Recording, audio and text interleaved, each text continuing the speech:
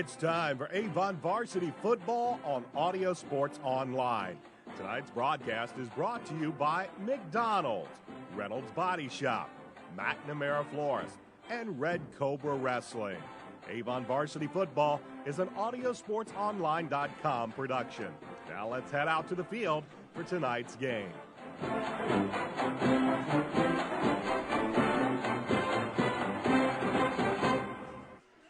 It was a rough week for the Avon Orioles, fresh off of a 27-7 loss to rival Brownsburg last week. Not only was it a long week, especially from what the offensive production was for Avon last week against Brownsburg, but they also lost starting linebacker Zach Williams to an ACL. Talking to Coach Mark Bless earlier this week, it's the third Avon Oriole to go down with a season-ending ACL, and he said that's the most he's seen in 25 years of coaching high school football. Tonight, the Orioles look to get back on the winning track when they will travel to Whiteland to take on the 12th ranked in Class 5A Whiteland Warriors. Good evening, everybody. Welcome to Avon Oriole Football on Audio Sports Online. My name's Brian Scott. I'm joined by the Indiana Football Hall of Famer Dave Shelbourne. Avon 15th this week in Class 6A after losing to Brownsburg last week. And as we get ready for action here at Whiteland, Coach, Whiteland, a lot of people might look, if you're an Avon fan, say, hey, it's a 5A school. It's a school or a team that Avon probably should beat, but don't take these Warriors lightly. No, they're an up-and-coming program. They proved that a couple of weeks ago. They were ahead of Center Grove, a good county rivalry for them. Center Grove came back at the end, won 14-13, and Center Grove is a perennial top 10 team. Darren Fisher is the head football coach, extremely well respected in the state of Indiana. He's done a great job with the program here. He's kind of kicked it into gear here a little bit. Very similar to Avon. They're a very growing community. Avon was 1,400 when I came to Avon in 2002. We're up over 2,800 kids right now in Whiteland. I think probably the next time around will be a 6A school. So they're growing. The program is developed. It's a good, solid football program. Darren Fisher is one of the more respected Indiana high school football coaches, and more than likely this is going to be an excellent football game here tonight. Orioles will have the football to begin this contest as it is kicked deep and into the end zone by Jacob Balin, and the Orioles will start this game on offense. They'll be led out by junior quarterback Brandon Peters, a 6'5", 195-pound junior. He's averaging over 198 yards passing during these first 4 games of the season. Coming into Brownsburg last week, only 1 interception, but he threw 2 picks against the Bulldogs, and he's going to be tested here against Whiteland as the Orioles will start out with Peters working under center and an eye back with Zach Batustik and Darian Love getting the start at tailback this evening for the Avon Orioles. And first give is to Love. He'll look for some room over the left side and pick up maybe a yard or 2. And that's about all as we get this game underway. Starting lineup for the Avon Orioles across the offensive line: Nick Shoemaker, Zach Ryan, Brady Nyland, Nazo Nalbandian, Ryan Dickinson. The tight end is Matt Moore. The flanker is Andrew Griffin. Braden Luce gets the start at split end. The fullback is Zach Batustik. Darian Love once again getting the start this week at tailback. And the quarterback is Brandon Peters. He'll look over a 4-4 defense by the Whiteland Warriors, and he will have it 2nd down and 8. They give us the Love. He has some room. He'll take it up past the 30 and close to about the 35-yard line on a nice run over the right side. Yeah, Darian's got a little quickness, with Tennant hurt a little bit. Darian's had a chance to show what he can do. He's got a little quickness. He runs hard, and they're going to be able to mix things up, I think, a little bit here tonight between the run and the pass, and they're probably going to need to do that to attack the Whiteland defense. Avon comes into this game averaging just shy of 26 points per game. Here's a carry by Love, and he's going to be brought down by Ryder Emberton, a 5'11", 223-pound sophomore. For the Warriors, again a 4-4 across the defensive line: Austin Browning, Skylar Hall, Ryder Emberton, and Trevor Warner. The linebackers are Nick Ratty, Cole Carpenter, Kyle Harmoning, Kevin Starnes, and the defensive backs are Brody Rice, Jimon Ogega, and Gabe Clipper. It'll be 2nd down and 10 They're about 9, I should say, on this play here for the Orioles from their own 36. Peters back to pass, looks near side, has Andrew Griffin at about the 40, and Griffin will be forced out of bounds on the near side by Matthias Ebeyer, who had an interception return for a touchdown for Franklin last week. It'll bring it third down and about 4. Yeah, Whiteland plays a 4-4 defense. Play it pretty straight. Don't blitz a whole lot. You know, a lot of zone defense. They're in, that bend but not break kind of philosophy. They don't mind giving up short stuff.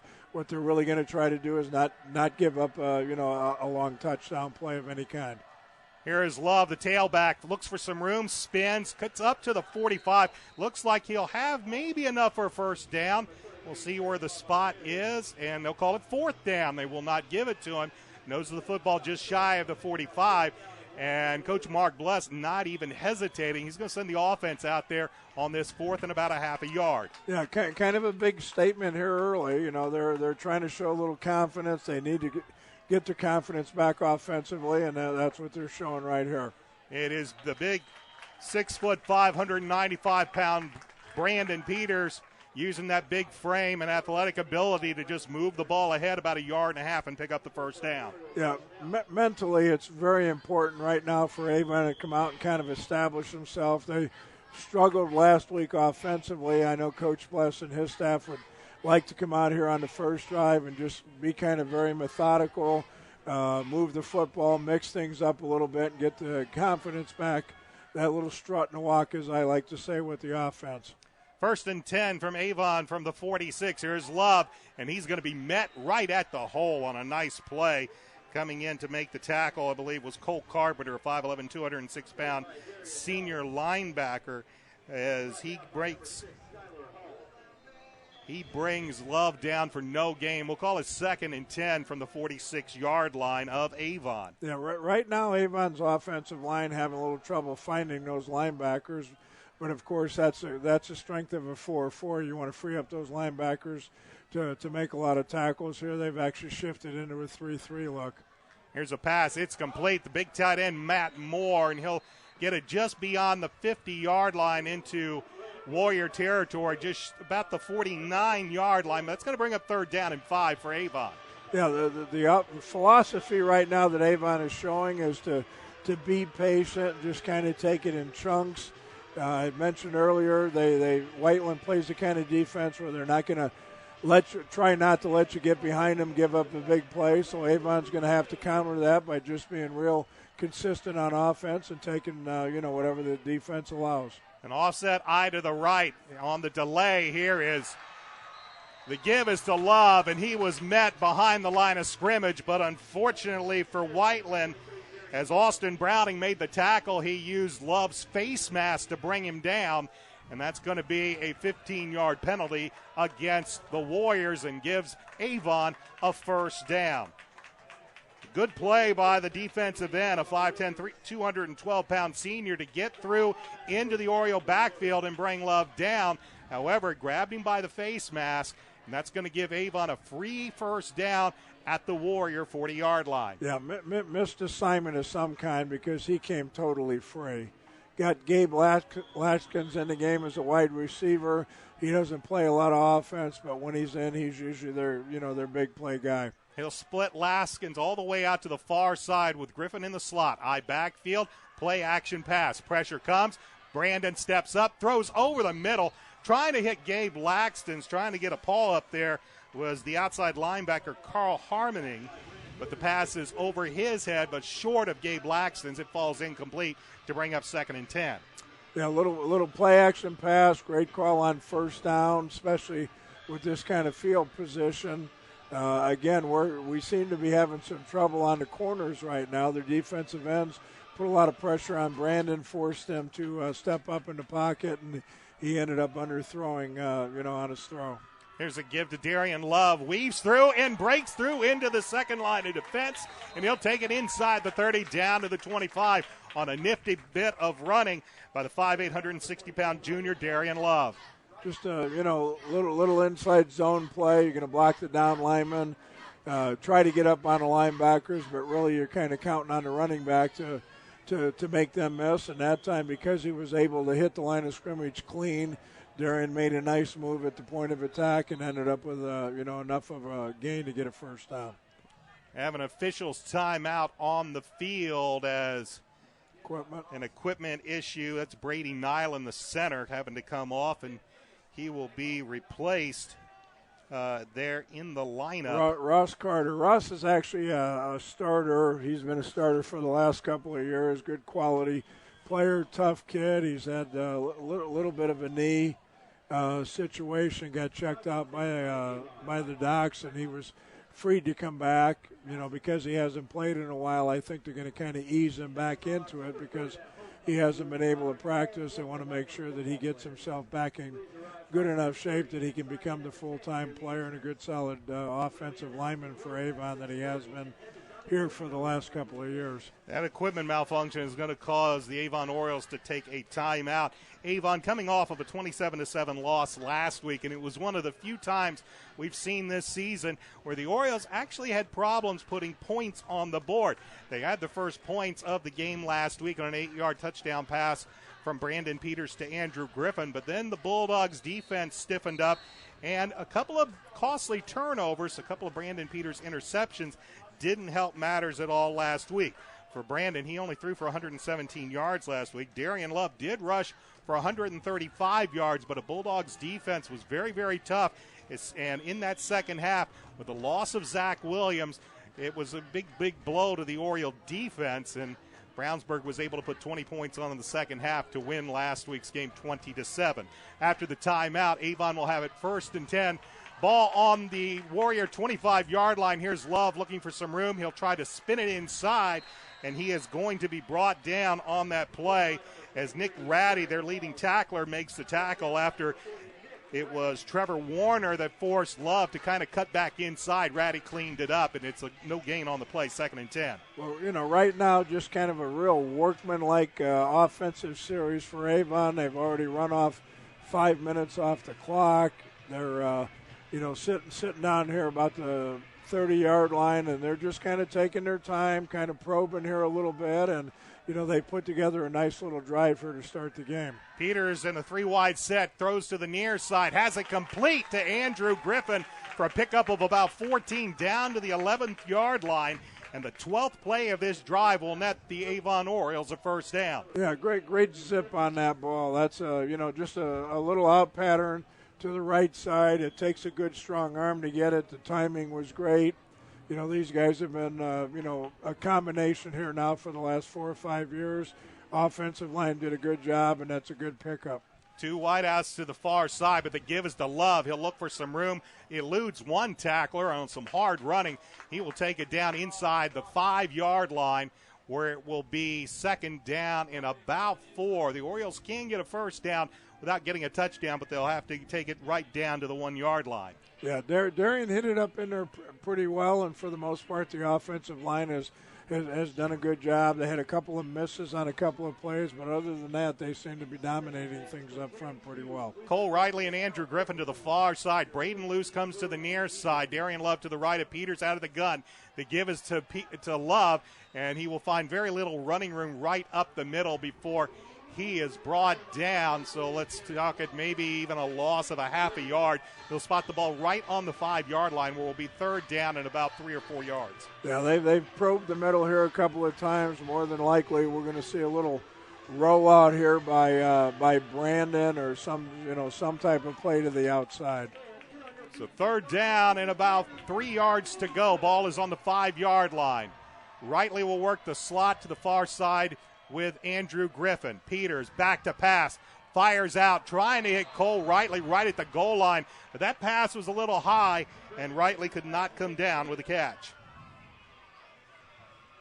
Cole Rightly, a 5'11", 175-pound senior, but needed a couple of extra inches if he was going to bring that one down. It'll bring up 4th down, and coming on to kick for the Orioles will be Sam Perino, who is scheduled to do the points afters, and this distance, he's going to kick this field goal, which will be about 22 yards. The left-footed kicker Perino puts the kick up, It is up, and it is good. 5:34 left to go in this first quarter. The Avon Orioles are on the board 3-0. Back with a kickoff in a moment. This is Oriole football on ASO. Stop in any Brownsburg or Avon McDonald's and try one of their two $2 tasty specials, the jalapeno burger or the triple cheeseburger. McDonald's is a proud supporter of Avon and Brownsburg athletics and is proud to host the McDonald's Hendricks County Sports Show, taped Wednesday nights on location and aired Friday nights before football on 1610 AM XRB and XRBradio.com. McDonald's has 2 locations in Brownsburg and Avon. In Brownsburg, they are located at the corner of Main and Odell next to Marsh and just off Green Street next to I-74. In Avon, you can find them at the corner of 267 and 36 next to Kroger or on Rockville Road next to Meyer. Stop in either Brownsburg or Avon McDonald's for their $2 tasty specials, the jalapeno burger or the triple cheeseburger today. The Orioles use 16 plays that end in a 22-yard Sam Perino field goal. They take over 6 minutes of time off the clock, and they lead the Whiteland Warriors 3-0 as this one is kicked, and it'll be taken at about the 4-yard line, coming up to the 10, to the 15, 20, to the 25, to the 30, still running to the 50, to the 45, and Gabe Laxton is finally going to drag down Isaiah Callaway. Callaway had a 90-yard kickoff return for a touchdown to start the game last week against Franklin. This time he busts one down for about 65 yards, all the way down to the Orioles' 35-yard line. Well, you know, if you're Avon, that's absolutely what you don't want. I mean, they took 15, 16 plays, moved the ball down the field, took plenty of time off the clock, ended up with 3 when they really wanted 7, and here all of a sudden they give back 65 yards, and Whiteland's in good field position. Be interesting to see how Avon handles this offense because it's different than anything they've seen this year. Making the sweep is Brandon Patterson, and as on cue by Coach Shelbourne, he's going to be brought down for a loss. As coming in to make the tackle was the strong safety Brian Fitzgerald for a loss of about 3. Yeah, at least looking at the first play here, it looks like Avon has made a decision, at least on that first defense, that they're not going to allow that wide sweep. So, you know, if Whiteland's going to move the football, it looks like they're going to have to try to do it between the tackles. 2nd and 13 for Whiteland as the ball is spotted on the Oriole 39-yard line. Carpenter shows pass. Now he'll have it complete at the 32-yard line. Isaiah Callaway with the catch, and they'll pick up maybe about 6-7 yards on that play. Quickly for the Warriors. Again, they run this, what is coach called a fly sweep. The offensive line is Tyler Johnson, Austin Bates, Parker Blythe, Jake Sayer, and Dylan Brandley. The tight end is Bryce Staker. The flanker is Brandon Patterson. The split end who just made that catch is Isaiah Callaway. The running backs are Anthony Shantz and Shaw Cloud, and the quarterback is a 5'9", 149-pound sophomore, Jace Carpenter. Carpenter last week, well, he only threw about 5 passes, but his first one here is complete. Callaway in motion, but the give is to the tailback, Shaw Cloud, and he is met and dropped quickly as the Oriole defense collapses. Gunnar Larson, I believe, in there to make the first hit for Avon. It'll bring up 4th down. Yeah, Gunner's a sophomore, one of those more mature kids. I mentioned in previous broadcasts, he went downstate last year in wrestling at 220 pounds as the only freshman to make it to the state at that weight class. He's a good, tough kid, very active inside, and does a great job as an interior defensive lineman. Avon with a big 4th down play. Now Whiteland, and they'll throw it up, looking over there, and it's intercepted by Gabe Laxton. They were looking for Isaiah Callaway down that far side, but Callaway 6'3", 181, Laxton 6'4", 190. Ball slightly underthrown, and Laxton's in perfect position to make the pick. Which I know excites the fans, but, you know, I think the coaches are probably a little disappointed because if he knocks that ball down, they get the ball at the line of scrimmage, and that's a 15-yard gain. So, you know, it's a nice stat. He does get a pick, but, you know, now the field position is inside the 10-yard line when it could have been up here around the 20, 25-yard line. So the Orioles will have it 1st and 10, this time back at their own 30, but they lead 3-0 as the give is to Love. He breaks through, and he will take it up to about the 15-yard line for a pickup of about 5 yards on the play before he is brought down on a nice quick hitter right up the middle. Yeah, Avon's running that little inside running play very well. Their offensive line coming off the ball. They're, look like they're starting to overpower Whiteland's defensive front here just a little bit. So, if they can run the football, that's going to open up the passing game and, allow them to run whatever parts of their offense they want to run. Fast-moving first quarter, 2:48 clock moving here in the first with Avon up 3-0. Peters gives it to Love. Love finds a hole, up past the 25, still running to the 35, to the 40, and he is finally brought down at the 45-yard line as finally it was coming in to make the tackle Trevor Warner, but Darian Love with a hard run takes it all the way up to the Avon 45-yard line. Yeah, outstanding run. And, again, the offensive line is allowing him to get to the line of scrimmage at full speed. And then from there, Darian's kicking through tackles and running past linebackers and doing a great job running the football. Batustik in as a fullback, play action pass. Peters looks downfield, fires across the middle, in and out of the hands of Andrew Griffin, right around the 45-yard line of Whiteland. It falls incomplete. It'll be second down. Love the play action pass. I like the play call by Coach Moore. First down is one of those when they're expecting a run, not a bad idea, and especially right now they're playing with the confidence that even though they had an incompletion on first down, I'm sure they feel that if they need to, they can run 2 plays here and still pick up the first down. 2nd and 10 for Avon, 2:18 on the clock. Here's Love, didn't find any room, and he will finally be brought down. It's coming in to make the tackle was Austin Browning, the defensive end.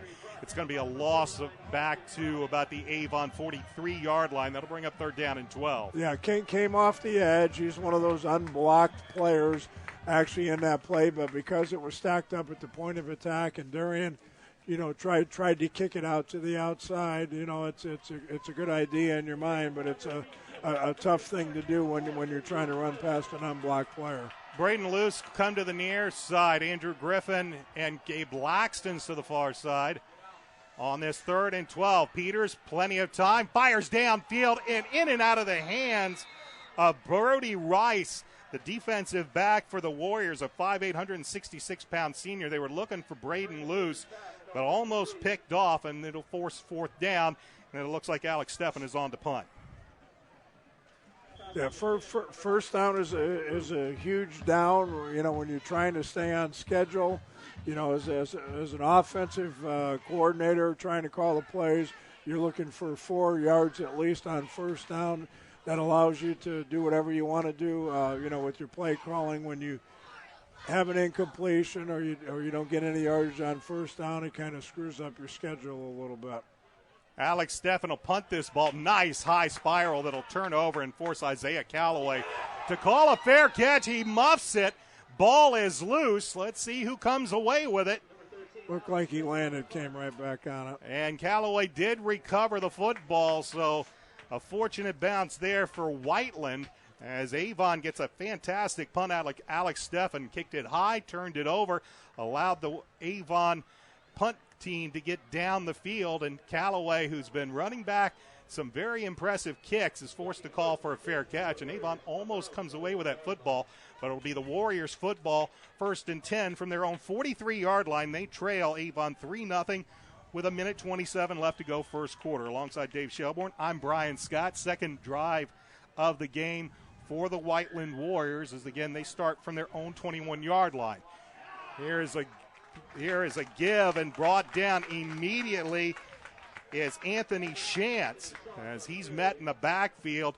And I believe Brian Fitzgerald once again back there to help make the tackle. Yeah, another outstanding player, sophomore player, one of the 2, I believe, sophomores starting with Gunnar Larson. He was a great running back in middle school. I know the coaches are real high on him, good hard worker in the weight room, very coachable kid with lots of athletic ability. 2nd and 12 as we're under a minute left to go in this first quarter. Here is the give, and cutting it upfield, I believe, was Chris Richardson on the carry, and Richardson will take it to about the 25-yard line where it'll be 3rd down and 8 as we have the clock moving with 35 seconds left to go in this opening quarter. Again, Avon with a 3-0 lead. Whiteland's only run about 5 plays here, but, it appears that Avon has made a decision not to let them get outside. The 2 times they've tried to run that fly sweep to the outside, Avon's been in great position, and they haven't really picked up any yardage at all. That is Richardson in motion, back to passes. Carpenter fires over the middle, passes incomplete. Nice coverage there by Drew Shayotovich. They were looking for Isaiah Calloway, but Shayotovich right there with him. It goes incomplete.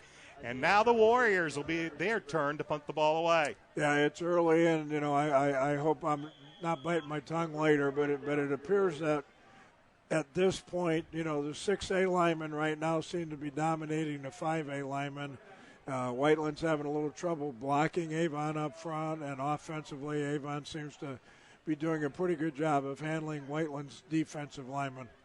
Here's a punt that's going to bounce and then be picked up at the 38-yard line and brought down immediately is Braden Luce, who is now in on punt returns.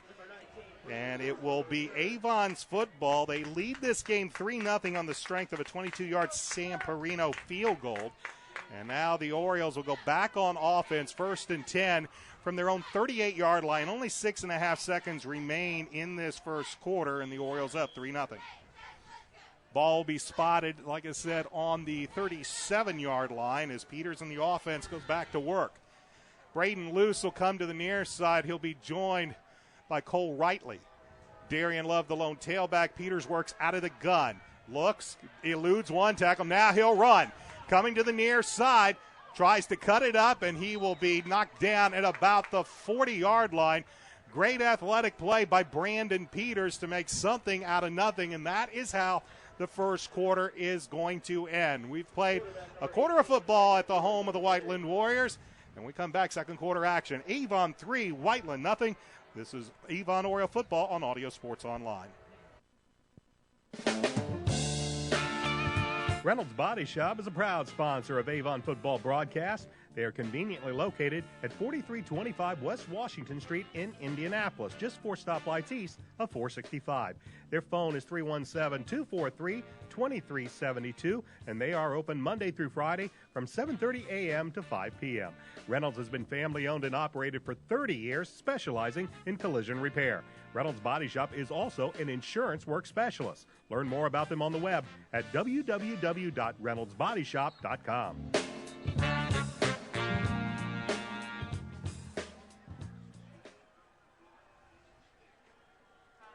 The Orioles will flip ends of the field, and that might become a little more interesting now as they're going to have a bit of the sun also in their eyes going down the field.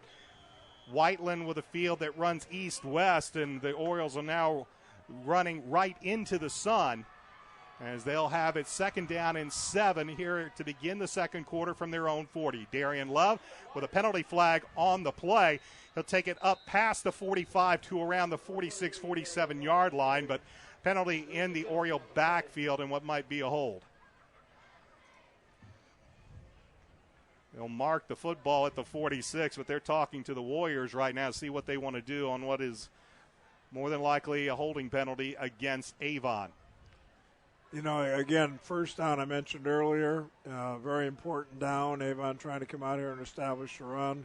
Probably going to be a 15-yarder here, and, when you're talking 1st and 20, 1st and 25, then, your offense is out of whack. They're going to have to do something here that they don't necessarily or didn't necessarily want to do. They'll probably have to air it up here a little earlier, come up with some kind of draw outside, kind of running play, and, 1st and 25 here, I guess it's going to be, and, you don't have great field position, so it's going to limit what they can do with the offensive play calling. The penalty against Avon was a chop block, so a personal foul penalty moves them all the way back to the 25. Brandon Peters steps up, fires, looking for Andrew Griffin, and a beautiful route run. He was in between both the linebacker and the defensive back, and it's a pickup of about almost 20 yards all the way up past the Avon 40, close to the 41-yard line. Yeah, I think that was actually loose. Griffin ran him off. He's such a quality receiver. They respect him enough that Braden was able to come underneath, run the little underneath route. Brandon actually, made a great throw, put it on the money, especially rolling out to his left. So third down and about 8 for the Orioles as Peters will work out of the gun. And this play will go nowhere as penalty flags fly at the snap of the football. And an illegal procedure call to be called against Avon. So a couple of big penalties here as once again the Orioles will march backwards, this time 5 yards back to the Avon 36-yard line. It'll bring up third down and 12. Yeah, those are killers for the coaches because, those are mental errors. Those are just errors that you just have to kind of concentrate and, come off on the right count and try to get yourself back into the swing of things. Third and 12 is a tough situation. Cole Ridley, Braden loose to the far side. Andrew Griffin to the near side. Darian Love to the right of Peters out of the gun. Third and 12. Peters pass near side, complete to Andrew Griffin, but right there to make sure that Griffin is pushed out of bounds is the defensive back Gabe Kleppert, a 6-foot, 163-pound senior, and that'll bring up fourth down and about 4.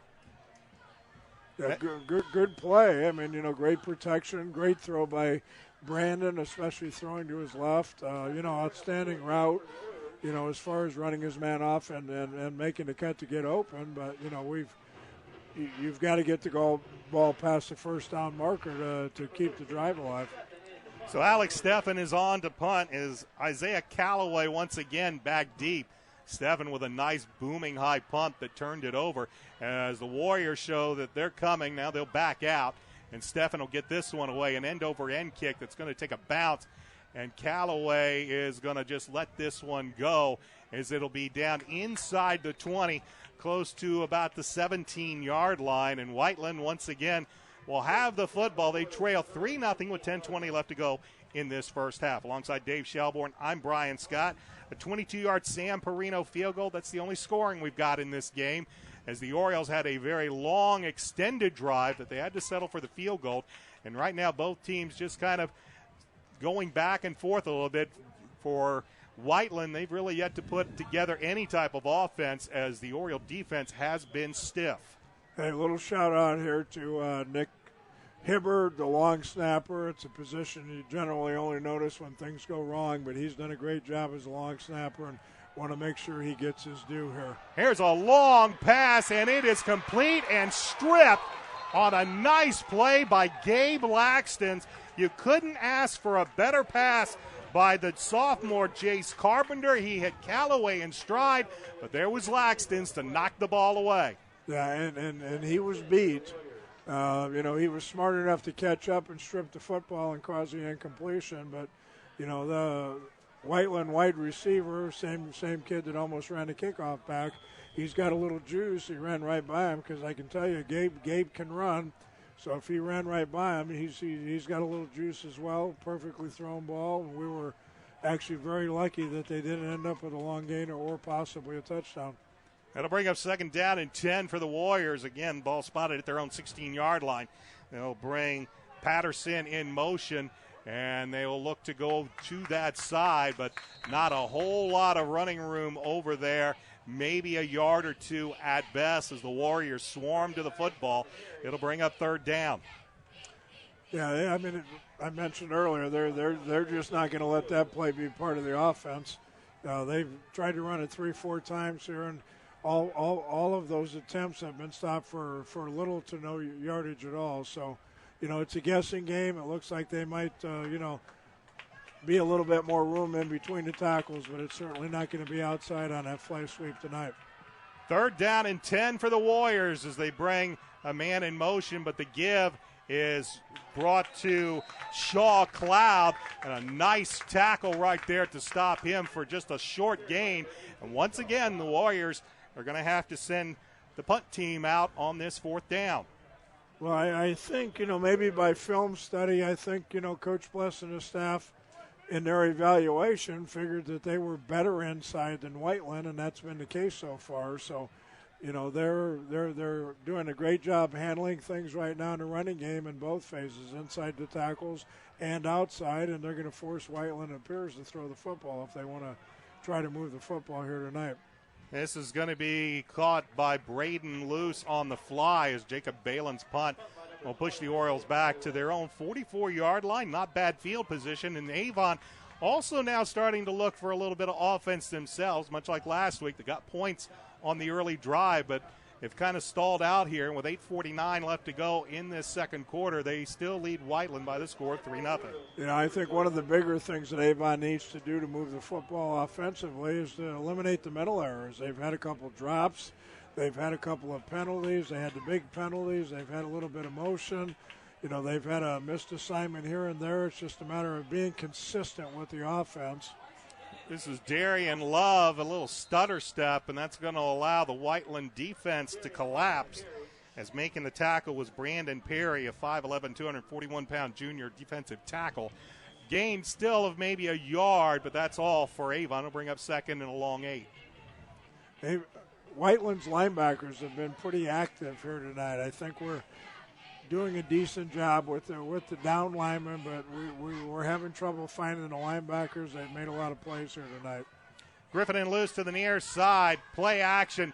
Peters looks downfield, fires, looking for Matt Moore, has him in stride, down to the 20 and down to the 15-yard line before he's brought down by Matthias Ibayer. But a big play for Avon as they hit the big tight end, rumbling down the middle, all the way down to the Whiteland 15-yard line. Matt is a great weapon. He's a big, strong tight end and blocks like a tight end. But, he's kind of reminiscent, of some of the NFL tight ends that can flex out. He's a great athlete. He can catch. Going to Purdue on a baseball scholarship, and he's just a junior. Offset eye to the left. Here's Darian Love. Looks through, gets around to the left side before he's brought down on a nice tackle. Tackled there by Whiteland's Nick Ratty. Again, their senior leading tackler, a 5'10", 225-pound inside linebacker. Pick up maybe a yard or two down to the Whiteland 13-yard line. Well, we got the spark we needed with the big completion from Brandon Peters to Matt Moore. We need to get in the end zone here and see if we can get up 10-0. Peters will work out of the gun with Love to his right. He'll roll to the right side. He's looking. Pursuit comes. And now Brandon's just going to take off into the 10, to the 5, into the end zone. And Brandon Peters will score from 15 yards out, in the Avon Orioles tack on 6. They lead 9-0. Well, Brandon has certainly been recognized for, his big, strong arm, and he puts a lot of zip on the ball. But I think one of the things that he just does instinctively, and I think he's outstanding at it, is he knows how to avoid the rush. I mean, there's been so many times last year as a sophomore and this year as a junior where, he's flushed out of the pocket and he just seems to sidestep things. This time he was smart enough to see that he had the corner, and he just basically walked it in the end zone. Sam Perino puts on the extra point with 7:12 left to go in the first half. The Orioles extend their lead 10-0. Back with a kickoff in a moment. This is Oriole football on ASO.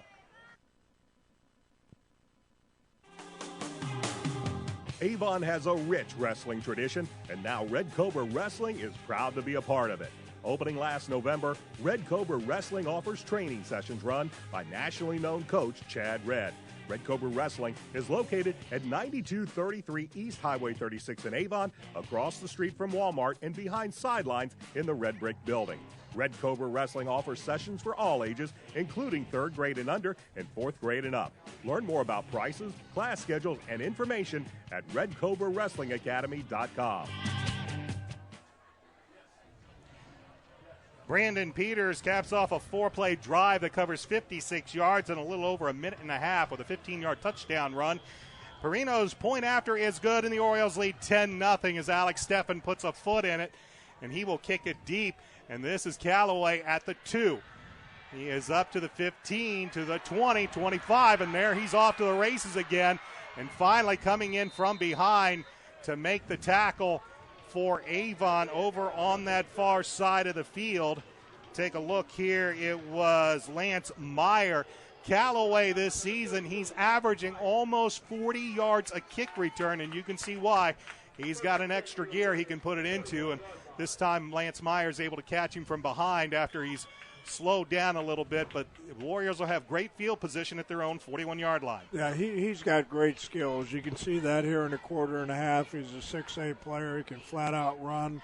As a receiver, he got behind, and he's already had a couple of great returns. Here's a play to the near side. This is Callaway to the 30, and he'll finally be brought down. As coming in to make the tackle was Nick Hanlon, but a penalty flag back at the 47-yard line, and the Warriors are already making a trip back. Well, that's a great thing for Avon, but, it's really tough for Whiteland. Whiteland, I think, is going to struggle to maintain any consistency on offense. If they're going to put points up on the board against Avon tonight, it's going to have to be on big plays. The long run, the long pass, kickoff return, punt return. I really think right now Avon's defensive front is dominating things well enough that for Whiteland to try to put together a drive like Avon did on the first drive of 14-15, kind of mix it up, be patient type drive. I think it'll be tough for Whiteland to do tonight. Holding penalty pushes the Warriors back to their own 37-yard line. Will they have it 1st and 13?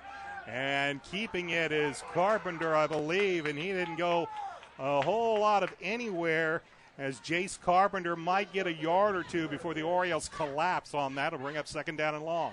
Yeah, I see we've got Andrew Griffin playing a little bit more defensively here tonight. I think they're spot playing him in situations where they think, Whiteland might have to be throwing the football. I think they extra players that haven't played a whole lot for Avon's defense seem to be doing a nice job tonight. I know they've got Rashawn playing at linebacker. He's normally a down player, and got a couple new players in there tonight and seem to be holding up pretty solidly. Carpenter to pass, and that defensive rush by Avon forced him to get rid of that ball in a hurry. He had a player running down the seam, and I believe that was Luke Bateson, but the rush of Avon forced Carpenter to get rid of that football in a hurry, and it falls incomplete. And it's a good thing because that receiver was wide open. If he'd have been able to get the ball to him, if he didn't score a touchdown, it was going to be a long gainer. It looks like Avon made the decision there to kind of sell out and get after him a little bit, and, the result was very positive for them. Chris Richardson will split out wide to the near side. 3 wideouts in the pattern. That's Richardson and Mosen on this 3rd and 12. Richardson with the football, looking for some room outside, and he's not going to find a whole lot before Matt Thompson, the 6', 205-pound junior outside linebacker, chases him down. Maybe a gain of a yard or two at best, but it's going to be 4th down and long for the Warriors. Yeah, it's better be soon for Whiteland. If you're Whiteland, they're going to have to make the decision here that play probably should not be in the offense here tonight. If you want to use it to set up some other things, that's fine. But Avon has really, made it very obvious they're not going to get beat on the outside. Loose, and Griffin will set up around their 25 on an end-over-end kick that looks like it's heading out of bounds. And it will head out of bounds with 5:07 left to go in this second quarter of play. We got a flag on the field over there. There is a flag at the Avon 43-yard line. And we'll sort this all out. I'll tell you what, how about we'll sort it out when we come back. 5:07 left to go first half, Avon 10. And the Warriors nothing. This is Oriole football on ASL. Reynolds Body Shop is a proud sponsor of Avon football broadcast. They are conveniently located at 4325 West Washington Street in Indianapolis, just 4 stoplights east of 465. Their phone is 317-243-2372, and they are open Monday through Friday from 7:30 a.m. to 5 p.m. Reynolds has been family-owned and operated for 30 years, specializing in collision repair.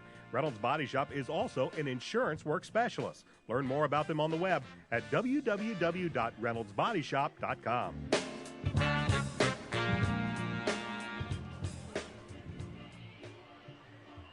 Penalty was against the Avon Orioles, holding on the punt return, and there wasn't any return, so that's a little bit of a double downer for Avon. They'll move this ball back to around the 12-yard line, and that is where the Orioles will set up shop. 1st and 10, leading Whiteland 10-0. Alongside Dave Shelbourne, I'm Brian Scott. Brandon Peters will start this drive out of the gun with Darian Love to his right, back to pass. Peters near side has Braden Luce. Luce makes one man miss to the 20, to the 25, to the 30, 35, 40, 45, across midfield. And a big pickup on the first play of the drive is Braden Luce. Will take it all the way down to the midfield stripe where Avon will have it 1st and 10. They'll actually spot the ball right at the 50-yard line, and it's a big play for Avon. Well, stat the coaches keep, Yak, yards after catch, lots of them there. That's just a little 5-yard little hitch, and he ran for an additional 35 or 40. Quarterbacks love that stat because it looks like they threw the ball 50 yards down the field. 1st and 10 as Peters back to pass. Plenty of time. Guns it down. Looking for Andrew Griffin. Airs this one a little bit long. Griffin was open, but Brandon let a little bit too much air under that one. Throws it long. It'll be 2nd and 10. Yeah, good protection. Offensive line, I think, is starting to get into a little groove here. They're blocking very well on the run. Avon airing it out here a little bit right now, and Brandon's had plenty of time to find his receivers. Avon's getting into a nice little mix here offensively, mixing up the run and pass. Cole Rightly and Braden Luce to the far side with Luce working the slot. Gabe Laxton's to the near side, but they give it to Darian Love. Makes a spin down inside Warrior territory, inside the 40 and down to the 37-yard line. A 1st and 10 for Avon. Yeah, little quick hitter. I mean, that's just, again, an inside zone play. They're blocking the down lineman and letting him kind of negotiate the linebackers. He made a great play at the point of attack, but he was allowed to get to the line of scrimmage full speed because the offensive line is doing a great job. Griffin and Luce to the far side. Luce works a slot. Cole Rightly to the near side. Darian Love to the right of Brandon Peters working out of the gun on this 1st and 10. Peters back to pass once again. Fires to the right. Pass is complete. Sliding to make the catch over in that far sideline. I believe that is Braden Luce as he makes a nice pickup down inside the 30 to the 35-yard line. 1st and 10 for Avon with 4:19 left to go first half. Orioles lead the Warriors 10-0. And we will have a timeout on the field. We'll take a timeout as well. As I mentioned, 4:19 left to go in the first half. We'll be back. This is Oriole Football on ASO. Stop in any Brownsburg or Avon McDonald's and try one of their two $2 tasty specials, the jalapeno burger or the triple cheeseburger. McDonald's is a proud supporter of Avon and Brownsburg athletics and is proud to host the McDonald's Hendricks County Sports Show, taped Wednesday nights on location and aired Friday nights before football on 1610 AM XRB and XRBradio.com. McDonald's has 2 locations in Brownsburg and Avon. In Brownsburg, they are located at the corner of Main and Odell next to Marsh and just off Green Street next to I-74.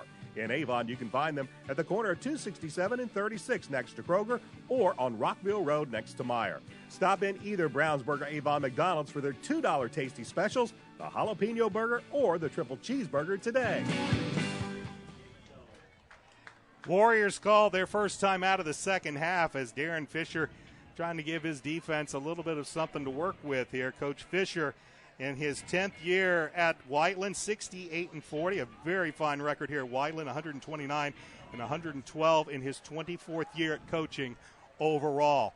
It is 1st and 10 for Avon as Peters is back to pass. Pressure comes, lost it up, looking to just put it in the end zone and hope Andrew Griffin there could run underneath it, but that time, for one of the few times tonight, Whiteland brought the blitz, and they forced Andrew to get rid of that, or Brandon, to get rid of that really quick. And Brandon made a wise decision. I mean, he just wasn't going to get a chance to wait till the receivers got open, and instead of taking a loss, he saw the blitz was coming, they didn't handle it, and he very wisely threw the ball far enough over everybody's head that it was going to be an incompletion. 2nd and 10 from the Warrior 25. Here's Darian Love, breaks through, down to the 15, inside the 15 to the 14, and he'll pick up about 11 yards and an Oriole first down. 4 minutes to go and a half. There's no hurry. In fact, they'd probably be better off to let the clock run here a little bit because, I think the expectation here is that they're going to hopefully, if they don't make any errors, they're going to score eventually. They've got plenty of time. They can use any play that they want to run. The running game has gone well. They've had a couple of key passes here, so, they'll be allowed to do whatever they want to do here. First and 10, ball on the Warrior 14. Here's Love right through the middle and down inside the 5, and they'll put him shy of the goal line, but it will set up first and goal for the 1 for the Orioles. Avon has really established themselves. You know, they did it earlier, but right now they're just hammering that ball between the tackles. It's a real simple inside zone play. Darian's hitting the line of scrimmage with with a lot of juice, but that offensive line right now is just really dominating the Whiteland defensive front. He'll spot the ball at the 2-yard line. First and goal from the 2. Brandon Peters will keep it himself. No signal. Let's see. And they call a touchdown from the far sideline. So 9 plays. The Orioles take it 88 yards, and it capped off with a 2-yard Brandon Peters touchdown run. And the Orioles are an extra point away from taking it to a 17-0 lead. Nice drive, mixed it up, starting to, again, the offense is starting to click here a little bit. No penalties, move the football both in the air and on the ground, and they're starting to get into a little bit of a groove here. High snap, but Drew Shayatovich with an excellent job of bringing that one down. Sam Perino kicks it through, and with 3:21 left to go in the first half, the Orioles extend their lead to 17-0. Back with a kick in a moment. This is Oriole football on ASO.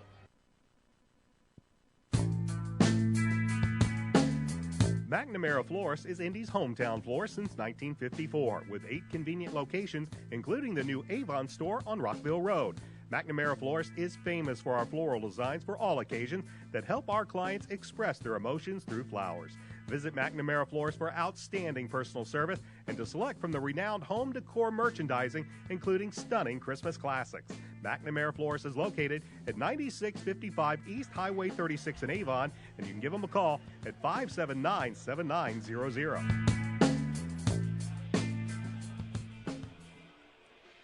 Brandon Peters with his second touchdown run of the evening, a 2-yard run, and the Orioles lead 17-0.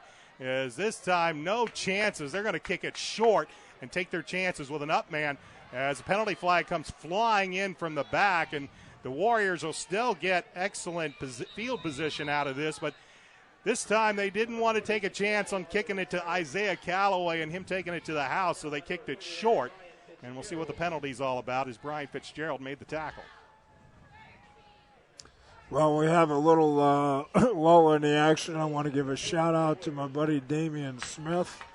Damian is the strength coach at Whiteland, does a great job, works really, really well with all the athletes at Whiteland, and has, I think made some great strides for their strength program here at Whiteland High School.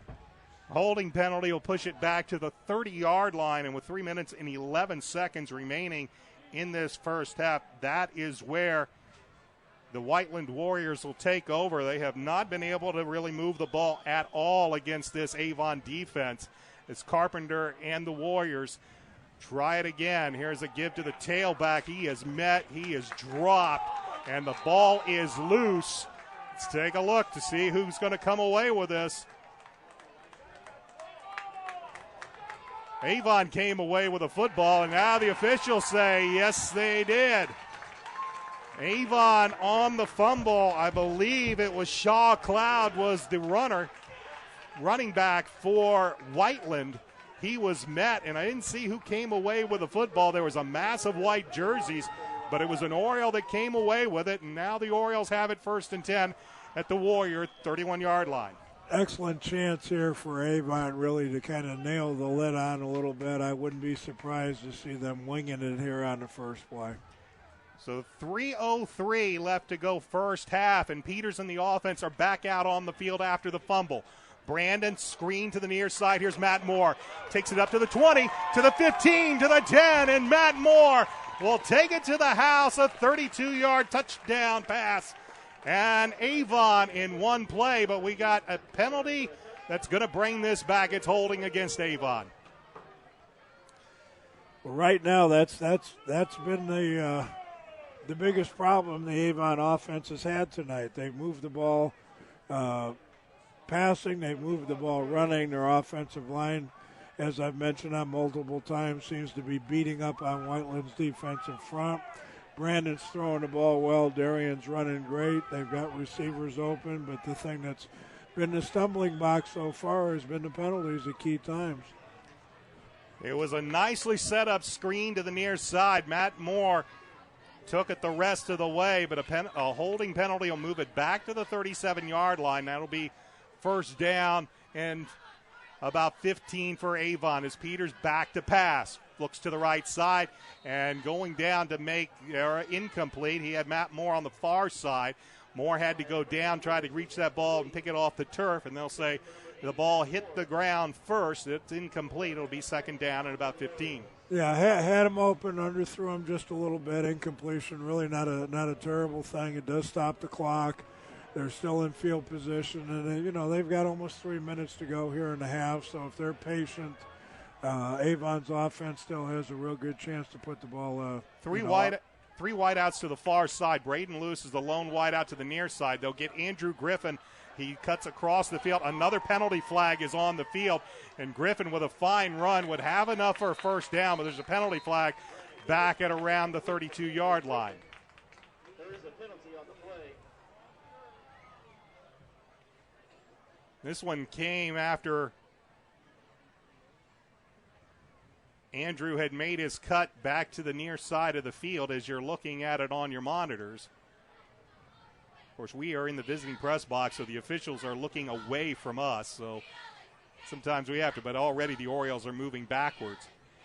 And I believe they're going to call offensive pass interference against Avon. Well, that is the play, however you want to word it. Being politically correct, one of the receivers tries to get in the way of one of the defensive backs for Whiteland. Evidently, by doing that, he was a little overly aggressive and gave the appearance, I can't understand how this would happen, of actually blocking before the pass occurred. So, that's a pick play. Just being perfectly honest, you're going down and trying to run into the defender that was man-to-man on Andrew Griffin. Evidently, it was done aggressively enough that, they called the penalty. This is going to mark it all the way back to the Avon 48-yard line. It is second down and about 30 for Avon. Three wide outs to the far side. Peters back to pass. Pressure comes. They'll set up the screen. And coming in and shooting in to make the tackle as getting the football out there on the screen for Avon was Hunter Tischler, a junior running back, and he's not going to find any more room, as well as they're going to push him back even further, back to the 45-yard line, where there's not a whole lot of plays for third down in about 35. There's not. These are the kind of situations that just drive the coaches crazy because they had a touchdown. They had the touchdown. They were up 24-0, and now they're back here, like you say, with 3rd and 50, just because of a couple of mental errors, a couple of penalties. Peters will be back to pass. Has all day, guns it, looking deep. Cole Rightly, and Rightly makes the catch. And now they'll say incomplete. Rightly with one heck of an effort in the end zone. A beautifully thrown ball. Rightly looked like he had him beat. The back judge comes in and says that the ball hit the ground. If you ask Cole Rightly right now, he's in a little bit of disbelief. He thought he got it, but it's going to bring up fourth down. Well, if you ever wondered, and I don't know why anybody would, how far Brandon Peters could throw a football, he threw that ball from the 40-yard line down to the goal line, and actually a little further than that because he threw from the right hash to the left hash, which puts the ball at least in the air 65 yards. And I'm not even sure that was as far as he could throw the ball, if that was his max throw. So great throw. Looked like it was going to be a great catch. And again, Avon, had an opportunity to score a touchdown and didn't quite get it done. Callaway muffs it. It is picked up and it's going to be blown dead. Yeah, it won't be a touchdown. It'll be blown dead. There is a penalty flag at the 15-yard line. That looks like it'll go against Whiteland. As a very, very strange past minute and a half here, to say the least. A minute 37 remains, and it will be Coming in for and making the recovery was Nick Handlin, and now the officials are going to discuss this. We've seen a touchdown called back from a penalty. We saw the Orioles almost get a touchdown on 3rd and God's half acre. And now on the punt, it is muffed. A penalty is against Whiteland, and the Orioles recover the football. Nick Handlin comes away with it for Avon. Yeah, great opportunist there by Nick Handlin. He's made some big plays this year. Got a couple of interceptions last year. I know I can't remember the game, but he blocked the punt and picked it up and ran it in the end zone. You know, he has that ability to make the big play to turn games around, and he certainly made one here. So after Avon had it 4th down at their own 40, they end up with a gain, as here's Darian Love as eludes one tackle, and he will be stopped inside about the 10 as finally a host of blue shirts by the Warriors bring him down as Darian Love with the carry, but Avon ends up with a net on that as they take over on the Whiteland 14-yard line. They started that last drive on the Whiteland 31 before being forced all the way back to their own about 40-yard line. Well, we're down under a minute here, and you know the clock will become something that they do have to contend with. Both teams with 2 timeouts remaining as Peters works out of the gun. Love to his right. Back to pass is Brandon. Fires, coming across the middle and making the touchdown catch, I believe, is Andrew Griffin. Griffin just kind of turned up and then drug across the goal line. A perfect strike by Brandon Peters. And the touchdown that eluded them on the last drive they get on the second play of this drive after the fumbled punt. And the Orioles now look to try to go up 24-0. Yeah, I mean, they have the skills. I mean, you know, their offensive line has done a nice job. They've got a good multiple set of receivers. Darian Love has really run extremely well tonight. Brandon, I mean, you know, you can't say enough about his ability to make big plays. And if Avon can just settle in and eliminate the middle errors, you know, there isn't any reason why they can't come out and score just, you know, tons of points every week against, you know, any opponent. Andrew Griffin is on the receiving end of an 8-yard touchdown pass from Brandon Peters, just like he was last week against Brownsburg. The difference this week, Avon with 48.7 seconds remaining in the first half. They lead Whiteland by the score of 24-0. Alongside the Indiana Football Hall of Famer Dave Shelbourne, I'm Brian Scott. It's been a bit of a wild past minute and a half, 2 minutes here at Whiteland. We've seen some fumbles. We've seen Avon march it all the way back to have a third and about 35 yards to go, almost get the touchdown. They get the fumbled punt by Callaway, recovered by Nick Handlin, and 2 plays later, Brandon Peters finds Andrew Griffin in the end zone, and that's where we are right now with the Orioles leading Whiteland 24-0. You know, halftime to my mind is really pretty simple. I mean, Avon has to go in, Coach Bless, and we just have to talk to our players about being mentally alert every play, because really the biggest mistakes they've made the first half have been penalties. And right now, And this time, making the hit. Did not see who made the hit. They've obviously decided they are not even going to attempt to allow Callaway to Campbell, I believe, to return a ball, but that is Scott Campbell. Scott Campbell with the big hit. It was a short kick, and they called a penalty on the play.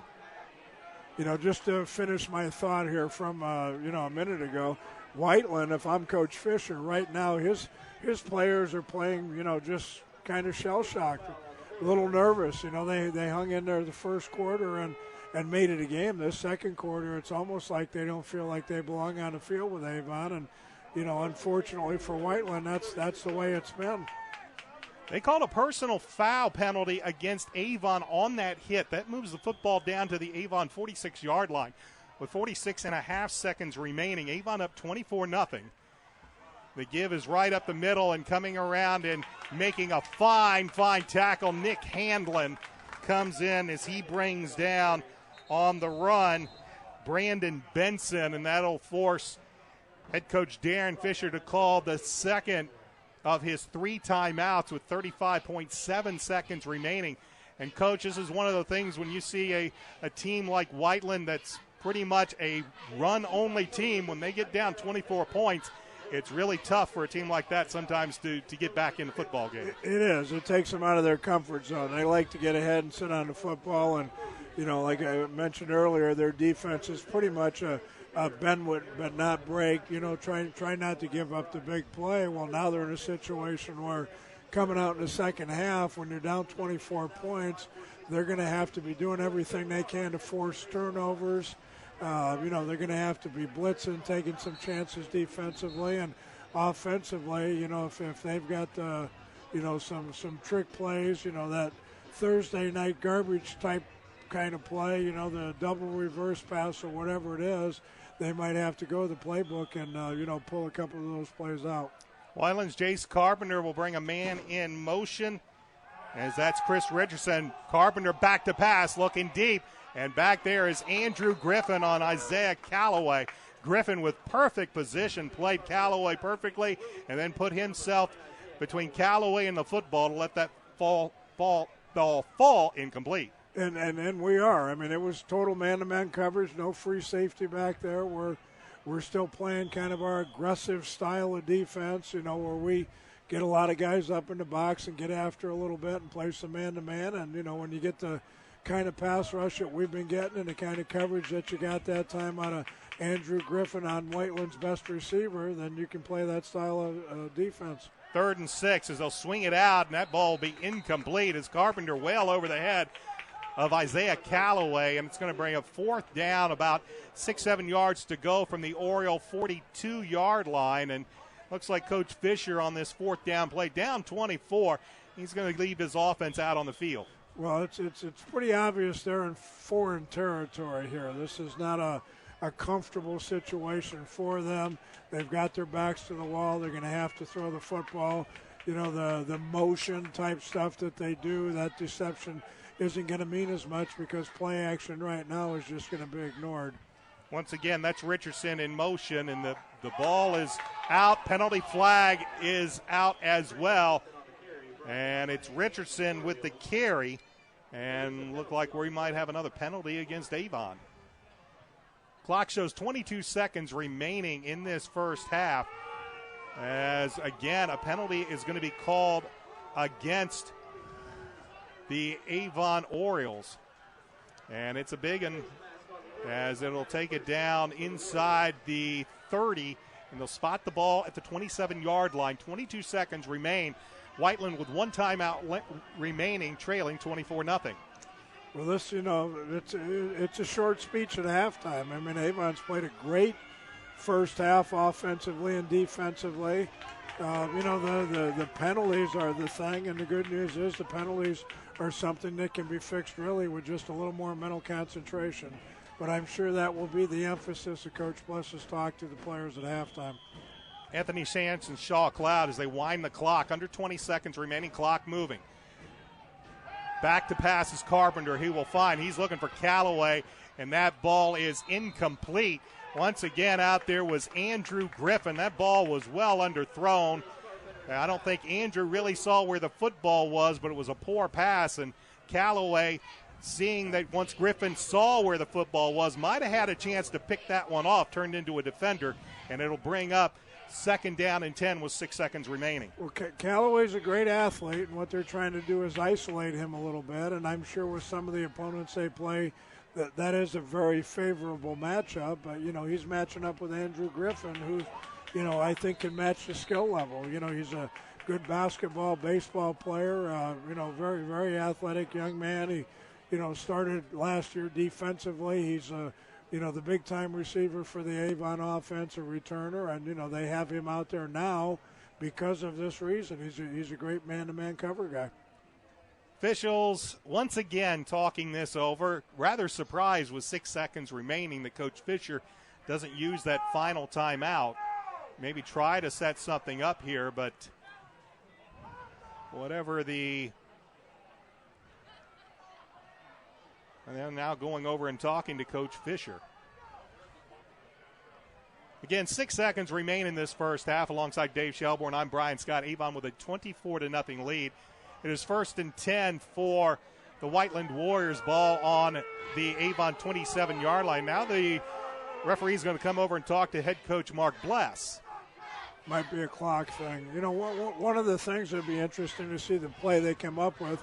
They've tried to just heave the home run, let him run deep and catch the ball in the end zone. But with a receiver like Callaway and with Avon playing the man-to-man coverage that they seem to be playing, hitting him on a crossing route or some kind of a route where he can catch and run is not a bad idea. They did put 6 seconds on the clock, 12 seconds remaining. Carpenter eludes one man. He is making a beeline toward the end zone, and Carpenter is in for the touchdown.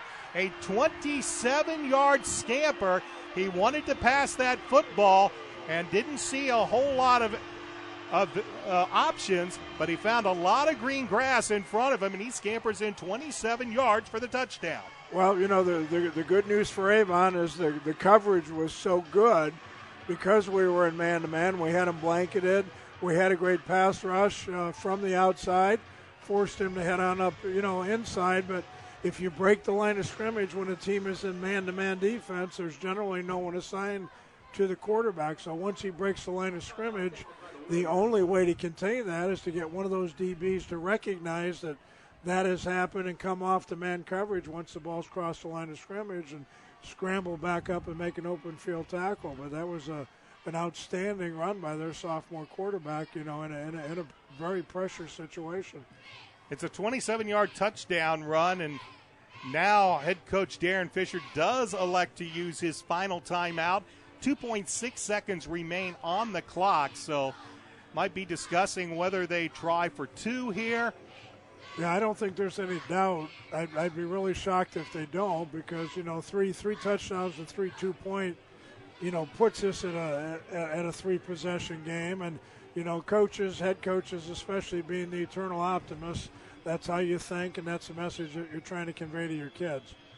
They will move the ball to the left hash, and they will indeed go for 2 as Carpenter will bend under center. And he will roll out to the near side. He's going to look to pass, has a man wide open, and the pass is incomplete. He was looking over here to the near side, and I believe he was looking for, could have been Gabe Clippard here on the near side. Well, that was his fullback out of the backfield. Anthony Shantz. We did not have anyone assigned to him, so it was you know, good thing for Avon that ball was overthrown, and part of the reason it was overthrown is because we did put good pressure on the quarterback. So the short kickoff followed by the 15-yard personal foul and then followed by another penalty against Avon gives Whiteland a short field to work with. They managed to put it into the end zone when they started that drive with 46 seconds remaining, and now with 2.6 seconds, they have scored. The Whiteland Warriors have scored their first points of the night. They trail 24-6. Getting ready to kick this one away is Jacob Belaine. Back deep for the Avon Orioles will be Ian Pendleton and Brian Fitzgerald. Matter of fact, Pendleton will be the lone single safety as Avon expecting maybe a short kick. We'll see how the Warriors elect to handle this kickoff as Belaine puts a foot into it. It's going to the far side. Pendleton will take it and then step out of bounds.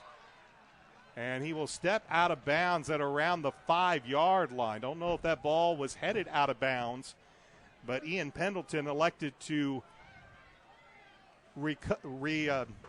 receive the kickoff, and he immediately stepped out of bounds. So 0.6 seconds remain. Can expect Brandon Peters just to take a knee here and have the Orioles head to the locker room, leading Whiteland 24-6. Alongside Dave Shelbourne, I'm Brian Scott. Glad you could join us for Avon Oriole football on Audio Sports Online. We'll talk about some of the action happening in the Hoosier Crossroads Conference at halftime. We'll take a little bit of a look back at last week's game against Brownsburg and what is yet to come as we have hit the halfway point of the 2014 high school football regular season. Peters does take a knee, and that is going to do it. So halftime here at Whiteland High School, and the Avon Orioles lead the Whiteland Warriors 24-6. Come back. We'll talk about what's happening in Hoosier Crossroads Conference. Take a look about what happened last week against Brownsburg and what is yet to come. 24-6 here at Whiteland. This is Oriole football on ASO.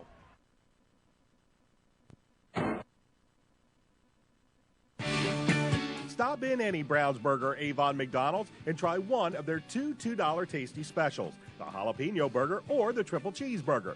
McDonald's is a proud supporter of Avon and Brownsburg athletics and is proud to host the McDonald's Hendricks County Sports Show, taped Wednesday nights on location and aired Friday nights before football on 1610 AM XRB and XRBradio.com.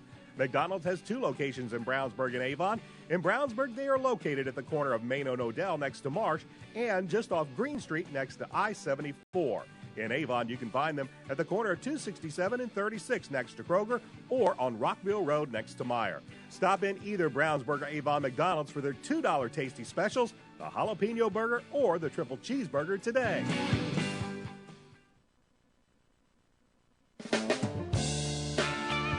Reynolds Body Shop is a proud sponsor of Avon football broadcast. They are conveniently located at 4325 West Washington Street in Indianapolis, just 4 stoplights east of 465.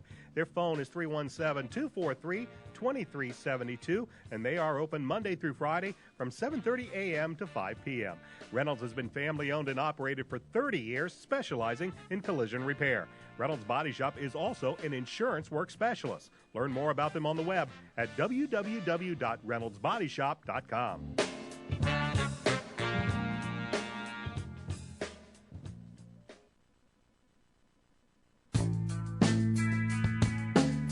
McNamara Florist is Indy's hometown florist since 1954, with 8 convenient locations, including the new Avon store on Rockville Road. McNamara Florist is famous for our floral designs for all occasions that help our clients express their emotions through flowers. Visit McNamara Florist for outstanding personal service and to select from the renowned home decor merchandising, including stunning Christmas classics. McNamara Florist is located at 9655 East Highway 36 in Avon, and you can give them a call at 579-7900.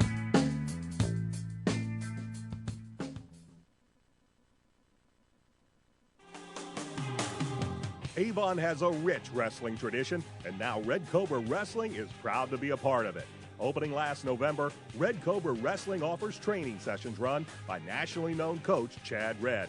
Red Cobra Wrestling is located at 9233 East Highway 36 in Avon, across the street from Walmart and behind sidelines in the Red Brick Building. Red Cobra Wrestling offers sessions for all ages, including 3rd grade and under and 4th grade and up. Learn more about prices, class schedules, and information at RedCobraWrestlingAcademy.com. It is halftime at Whiteland High School, and the Avon Orioles. They are currently ranked 15th in Class 6A. They lead the 12th ranked in Class 5A, Whiteland Warriors, by the score of 24-6. Brian Scott with you on the halftime show here on Audio Sports Online. Taking a look at the Hoosier Crossroads Conference action coming into this week. It is Fishers and Brownsburg at the top of the HCC standings, though Brownsburg played their first HCC game last week against Avon. That was a game that Avon fell to Brownsburg by the score of 27-7. Fishers 2-0 on the season, 3-1 overall. They are in first place. As we take a look at what happened last week in the HCC, Zionsville, they fell to Brebeuf Jesuit 28-10. Of course, the Bulldogs defeated the Orioles 27-7. Fishers pretty much destroyed Hamilton Southeastern 41-10. Southeastern night, they're playing at Westfield, and the same thing is happening. It is not a good year for Coach Scott May and the Hamilton Southeastern Royals. They lose by 30 points last week. 31 points last week, and they're losing big to Westfield tonight. Noblesville knocked off Westfield last week, 17-12 for Noblesville. They're now 1-1 in the HCC, along with Avon and Westfield. Zionsville 0-1 in the HCC, and Hamilton Southeastern, like I said, they are 0-2 in HCC play. Looking at the overall records, 3 teams with 3-1 records, Fishers, Brownsburg, and Noblesville. Coming into this week, Avon and Westfield are 2-2, and Zionsville and Hamilton Southeastern are 1-3 on the season. So as we said at the half, tonight early reports are Fishers is up by a touchdown over Brownsburg, 21-14. Westfield was up big over Hamilton Southeastern. Noblesville was leading Zionsville. And, of course, Avon, the lone non-conference game this week, as every week one of the HCC schools or one of the HCC teams will play a non-conference game with the 7 HCC teams. This week it is Avon. Next week it'll be Noblesville, and they'll have a big game. They'll have to play Chittard. That game will take place at Lawrence North. As we look at the schedule next week, Fishers will be at Avon. That'll be a big game, especially if the Tigers can hold on this week and defeat Brownsburg. That puts Avon right back in the hunt for a possible Hoosier Crossroads Conference championship.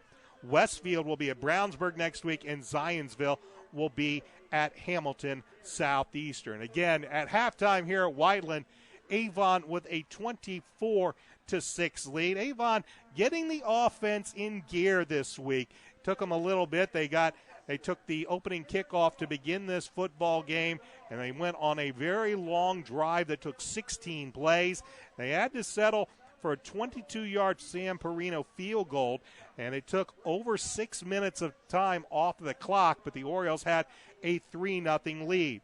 From that point on, neither team really could get anything offensively moving. For Whiteland, they just have had no luck until late moving the ball against this Avon Oriole defense. As Coach Shelbourne noted, throughout the first half, Avon really selling out, making sure that fly sweep does not have any effect, as they were really taking a good job making sure that Whiteland didn't get anything on the outside. Avon would have a 3-0 lead, and they would carry that lead into the second quarter, when finally they would get their first touchdown of the game as Brandon Peters scored on a 15-yard touchdown run. The San Perino point after was good. And midway through the second quarter, Avon had a 10-0 lead. Then things got weird, as the final couple of minutes of this first half really got weird for both sides. Mainly for Avon, the biggest problem, and we'll talk to Coach Shelbourne here after the break, was penalties. And penalties played a big part of this first half for Avon. They had the ball. They had good field position at the Whiteland 31-yard line, but they ended up having to move back on a pair of penalties. Eventually, they would have third down and about 35 yards to go back at their own about 45-yard line, and Brandon Peters unloaded his cannon. He sailed a bar a good 60 yards. Cole Wrightley was at the goal line. What looked to be a fantastic catch by Wrightley. Officials say that the ball hit the turf. It was incomplete. Avon was forced to punt. Then on the punt, Isaiah Calloway fumbled the football. It was recovered by Nick Handlin, and eventually Avon would score on a 8-yard Andrew Griffin from Brandon Peters' touchdown pass, and that was after Brandon ran it in from 2 yards out on a previous drive, and Avon found themselves up by the score of 24-0. But again, rather a wild ending to the first half. Jace Carpenter, after Avon has finally decided they're simply not going to kick the ball to the Whiteland Warriors' talented Isaiah Calloway. They're kicking it short. Avon made a nice hit, ended up also getting called, though, for a penalty on that play. That left Whiteland with a short field. A couple of other penalties finally ended up with Jace Carpenter for the Warriors, their quarterback, sophomore quarterback, running it in from 27 yards out. The two-point conversion failed, and that is where we are at the half with Avon up 24-6. I bring in the former Avon head football coach, Dave Shelbourne. Coach, we've talked about early, Avon had that nice drive to begin the game, a long extended drive. They only got 3 points out of it. Took a lot of time on the clock, moved the ball well. Things then kind of bogged down toward the middle of the first quarter into the second quarter before Avon really got it into gear again. But really what's been the story tonight, Avon's moved the ball well, but once again, it's been the penalties that's really been their biggest demon has been themselves. Well, it has, and again, it's kind of a good news, bad news thing, because it's really tough to fault the effort. I mean, they're throwing, they're running, they're handling things up front, and penalties are one of those things. Again, they drive you crazy as a coaching staff, but that's an easier correctable error than to make your players faster and stronger, in a halftime talk. Right now, physically, we're dominating the game.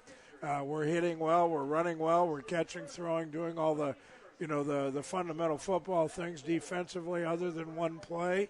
The Avon defensive front has just dominated things. And again, if we're sitting here as observers, and I'm sure the coaches are looking at the same thing, the penalties are the thing that right now needs to be corrected, and that can be easily corrected if we can just get the kids to concentrate a little bit. But I'm sure if we had up-to-date halftime stats, I mean, Avon's got to be easily over 200 yards at half, and the passing game has been successful, and I can't imagine that other than the long run at the end of the half that the quarterback got for the touchdown, I don't think they've had a running play, over 5-6 yards the entire half, and I'm not too sure that they've even got, a couple of first downs. So, it's been a very dominating half for Avon.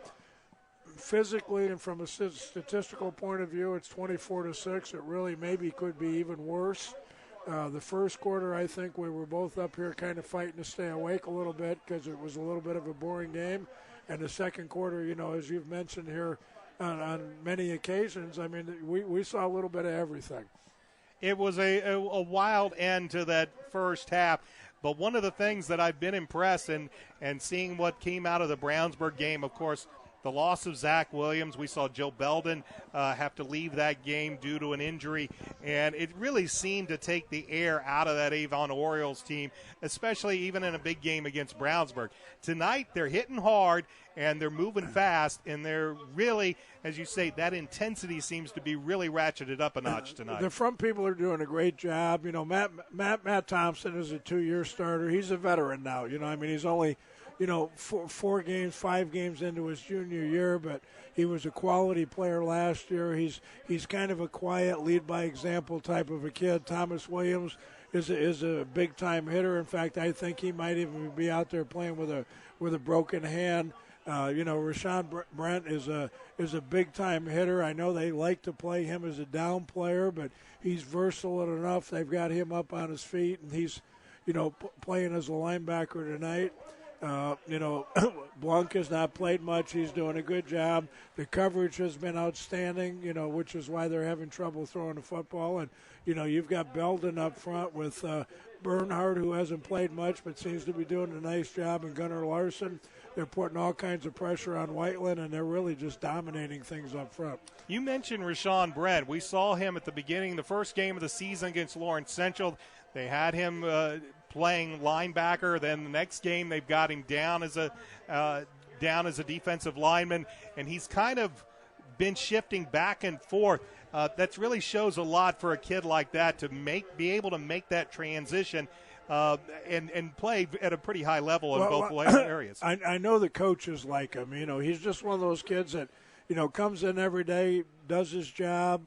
I don't know him well when I see him around school, but I like the way he carries himself. He's just, kind of a quiet kid. He's got friends, but he goes about his business. He does what he's supposed to do. He has, that kind of lunch pail attitude out here on the football field. He comes to play. He's a kid you can count on to play as hard as he possibly can. He's obviously, his ego is such that, whatever the coaches ask him to do, whether it be, put your hand on the ground, stand up as a lineman, blitz, drop back into coverage.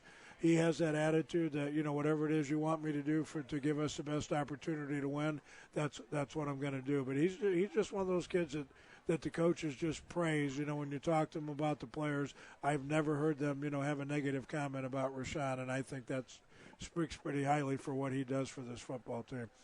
We've talked about Andrew Griffin and how great of an athlete he is. He's played at times a little bit in the defensive secondary. Tonight it was obvious that if Whiteland's going to throw the ball, they're going to look for their best athletic playmaker in Isaiah Callaway, and it's something that the Avon coaches recognized quickly, and they quickly brought Andrew to the other side of the ball, putting him on Isaiah Callaway. Well, I mean, he's just a quality athlete.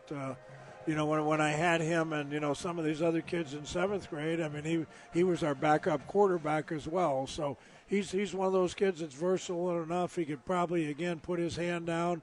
He's tough enough that if he had to, I'm sure he wouldn't want to do it, but probably could hold his own as an offensive lineman. And, he's just a playmaker, and, he gets things done when he needs to, and he's capable of coming up with big plays on both sides of the football, and also, in the kicking game as a returner. It is halftime here at Whiteland. The Whiteland High School Marching Band out on the field. A little bit of a longer halftime this week as they had the Junior Football League giving those youngsters a bit of notice here during halftime of tonight's game. The Avon Orioles lead Whiteland 24-6. When we come back, tell you a little bit. We'll give our thoughts about what we'll see in the second half, and then we will also take a look at the final few games that are as this high school football season winds down. This is Oriole football on Audio Sports Online. Stop in any Brownsburg or Avon McDonald's and try one of their two $2 tasty specials, the jalapeno burger or the triple cheeseburger.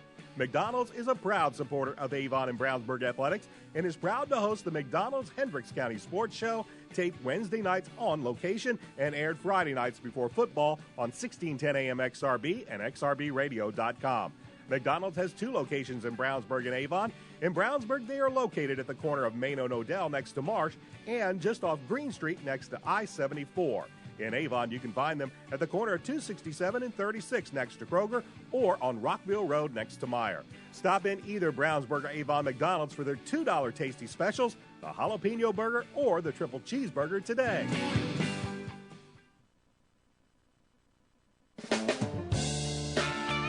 Reynolds Body Shop is a proud sponsor of Avon football broadcast. They are conveniently located at 4325 West Washington Street in Indianapolis, just 4 stoplights east of 465. Their phone is 317-243-2372, and they are open Monday through Friday from 7:30 a.m. to 5 p.m. Reynolds has been family-owned and operated for 30 years, specializing in collision repair. Reynolds Body Shop is also an insurance work specialist. Learn more about them on the web at www.reynoldsbodyshop.com.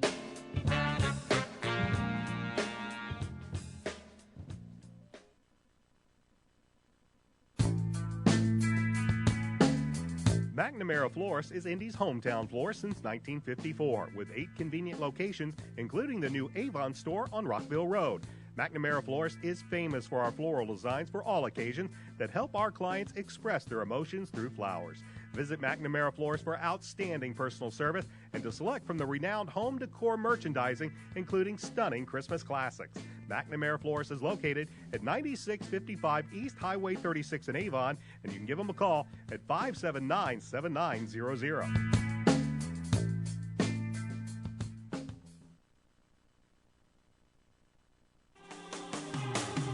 Avon has a rich wrestling tradition, and now Red Cobra Wrestling is proud to be a part of it. Opening last November, Red Cobra Wrestling offers training sessions run by nationally known coach Chad Red. Red Cobra Wrestling is located at 9233 East Highway 36 in Avon, across the street from Walmart and behind sidelines in the Red Brick Building. Red Cobra Wrestling offers sessions for all ages, including 3rd grade and under and 4th grade and up. Learn more about prices, class schedules, and information at RedCobraWrestlingAcademy.com. Halftime at Whiteland High School, the Avon Orioles lead the Whiteland Warriors by the score of 24-6. Alongside Dave Shelbourne, I'm Brian Scott. The Whiteland Warrior Marching Band, well, they're still on the field, so we still have a little bit of time before we get this second half underway. Avon opened the football game with the football, so Whiteland will have the kickoff to begin the second half. Coach Shelbourne and we've been looking over some of the scores, and it's really been a big high school football season. We talk about some of the games, and one of the big games tonight is Ben Davis and Warren Central. That might go a long way to deciding who could possibly even end up at Lucas Oil Stadium. And right now that game is tied 14-14 at the half. And, Coach, we've looked at a lot of teams this year. You and I, we sit there and we watch not only all the Hoosier Crossroads Conference teams, we look at the other Central Indiana schools. We see the excellent job that Ben Davis has done, Warren Central. The Pike Red Devils, after starting off so fast, they seem to have kind of come back a little bit offensively. And Carmel, while there's a lot of us that sit there and wonder, they haven't exactly done it with smoke and mirrors offensively. That defense has still been strong, and when we take a look at what's happening in Central Indiana, we can take a look at Ben Davis, Warren Central. You take a look at Carmel. The Fishers Tigers have played exceptionally good football. Even Brownsburg, after that opening loss to Pike, they've been on a bit of a roll. They were currently trailing a very good Fishers team this week, who the Avon Orioles will see next week. What's been some of your thoughts about what's been going on in Central Indiana in high school football? Well, it appears here about halfway through the season that there are three dominant teams, at least at this point. Ben Davis and Warren Central and Carmel. And again, they're three of the bigger schools. They have great coaching staffs.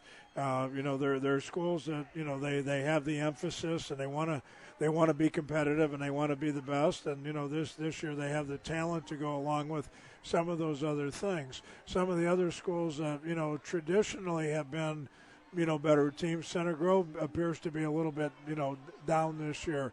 Pike, it's tough to tell. Their offense looks good, but they've given up some points. Southeastern, this is as down a year as I've seen them have. Some of the other teams I think are good, solid teams, and as the season goes on, we'll see. Southport is a team I think you have to keep an eye on. I mean, they're undefeated, and you kind of sit back as an outsider and say, well, I wonder how good they really are. But they took on Westfield, made it to the state finals last year, and proved that they can play with the big boys by winning, the Hoosier Crossroads Conference last year, and they beat them a couple of weeks ago. So Southport appears to be for real. So I think you've got the three really top-level teams that have kind of separated themselves from the group, and then you've probably got a group of 5 to 10 where you've got good teams that on any given week can probably play with anybody, but don't maybe have the depth and haven't established the consistency of those three top teams. We take a look at the Fishers Tigers, who the Avon Orioles will welcome back at Avon next week. Coach Rick Wimmer, he's the only coach the Tigers have ever known. He's got, in 8 short years, he can claim a state title to his resume. Of course, there was a lot of talent in that Hamilton Southeastern School District, but still year in and year out, Coach Wimmer and the Tigers, they've been a force in the HCC ever since they've come into the league. Rick's a veteran coach. I mean, they don't beat you with smoke and mirrors. They're fundamentally sound. They line up defensively, and they're 4-3, and kick it down a little bit to get to a little bit different front, but not a lot of blitzing, just good solid football. Offensively, they're pretty much the same. They run a lot of zone-type stuff, 4 or 5 plays that they kind of hang their hat on, little misdirection, some bootleg. The last couple of years they've had, the outstanding quarterback, I believe the Christensen kid, that's kind of carried them a little bit. But, year in and year out, Fishers is a team, and most good programs have teams that even when they don't have that great talent, they're teams you're going to have to beat because they do all the fundamental things pretty well, and I think Coach Wimmer has established that. They have been only going 8 years, and maybe just to take a little chink out of that armor a little bit, all of those kids when they started still came through that Hamilton Southeastern feeder program, which is an outstanding program. So, he's certainly put his mark on the program. They certainly play Rick Wimmer's style of football, but when you say starting from scratch, I'm not sure they really started from scratch, but he has certainly put his, put his name, put his program into place where they're a team that, when you're going to go out and play them, you better be at your best because they're going to be. Then one thing that Avon will have to watch out for next week, a big tailback for Fishers, Maurice Campbell, going into this week. He has had 4 weeks of football. He has rushed for over 100 yards in each and every game, and he put up 190 yards against Hamilton Southeastern last week. The Fishers Tigers, Zach Eaton is their quarterback. They haven't had to throw much, but he had a field day against that Hamilton Southeastern defense, and probably that was something that Coach Wimmer and the Tigers, they looked at that game film against Avon that Southeastern had and watch Brandon Peters carve up that defense.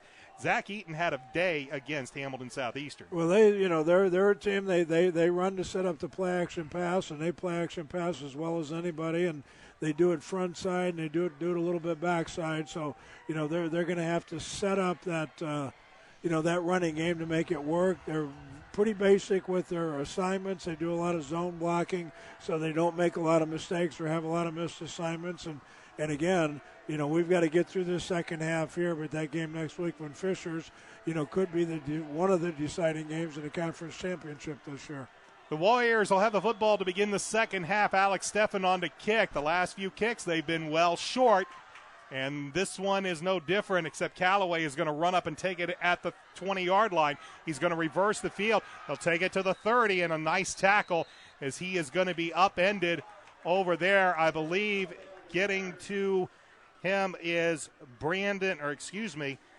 getting to him is going to be, I think, Eric Norwood is going to make the tackle for Avon and upend Callaway. So the Whiteland Warriors are going to start this drive 1st and 10. They'll do so at their own 33-yard line. They trail 24-6. Alongside Dave Shelbourne, I'm Brian Scott. We're glad you could join us for Avon football tonight, as the third quarter will get underway with the Warriors having the football. And back to pass and making the catch at the 50 and going and rumbling down the field, as Gabe Laxton's is the only one to get there, and he won't make it in time, as a quick strike. We talked about this Whiteland team. They don't throw the ball very much, but this time they get the pass. It was A.J. France from Jace Carpenter, and on the first play of the second half, it will go for 67 yards and a Warrior touchdown. Well, I'm gonna pat Coach Fisher on the back, because that's a halftime adjustment touchdown right there. We talked many times in the first half about how Avon was stuffing the run, and they couldn't run between the tackles, and they couldn't run to the outside, and part of that was because they were getting good safety support. And they noticed and made the adjustment at halftime that if they faked that little running play and got the safeties to bite up, he was going to be wide open in the secondary, and that's a play they put in, and it's a great call to start the half. And the two-point conversion is no good, as Carpenter was looking for Callaway. Gabe Laxton's was in coverage, but one play, it will go for 67 yards. Jace Carpenter to A.J. France. And with 11:44 left to go in the third quarter, the Whiteland Warriors have tightened this game up. They trail Avon by the score of 24-12. We'll be back with a kick in a moment. This is Oriole football on ASO. Reynolds Body Shop is a proud sponsor of Avon football broadcast. They are conveniently located at 4325 West Washington Street in Indianapolis, just 4 stoplights east of 465. Their phone is 317-243-2372, and they are open Monday through Friday from 7:30 a.m. to 5 p.m. Reynolds has been family-owned and operated for 30 years, specializing in collision repair. Reynolds Body Shop is also an insurance work specialist. Learn more about them on the web at www.reynoldsbodyshop.com.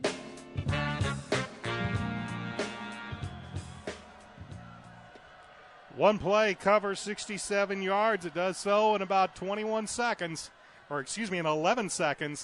And this is now a 12-point game, as Avon leads 24-12, as Jacob Belaine will kick this one deep, and he will kick it short. Running up, making the catch is Ian Pembleton. He goes to the 20, to the 25, and will finally be drugged down, as they will spot the ball at the, let's see where they spot the ball, about the Avon 27-yard line, and it'll be 1st and 10 for Avon. So just like that, and we take a look at Jace Carpenter this season, he has only he's probably attempted and completed more passes in the first half, in the first play of the third quarter, than he did all season long. And now we have a penalty flag as everybody lines up at the line of scrimmage. And Whiteland already And it's an illegal procedure against Avon, so not a good start for the Orioles. They give up one play that goes 67 yards for a score, and on their first play, they can't even get the football snapped, and they're back 5 yards on a procedure penalty. Well, again, the biggest criticism we've had of the Avon team tonight is that mental edge, and there's been 2 plays, and we've had 2 mental errors already. So that's the thing that needs to get corrected. Peters is back to pass. He'll fire over to the right side. He has his big tight end, Matt Moore, at the 35-yard line. It's a pickup of about 13 yards. He'll put it at the 40 or the 36-yard line. It'll be second down in about 2.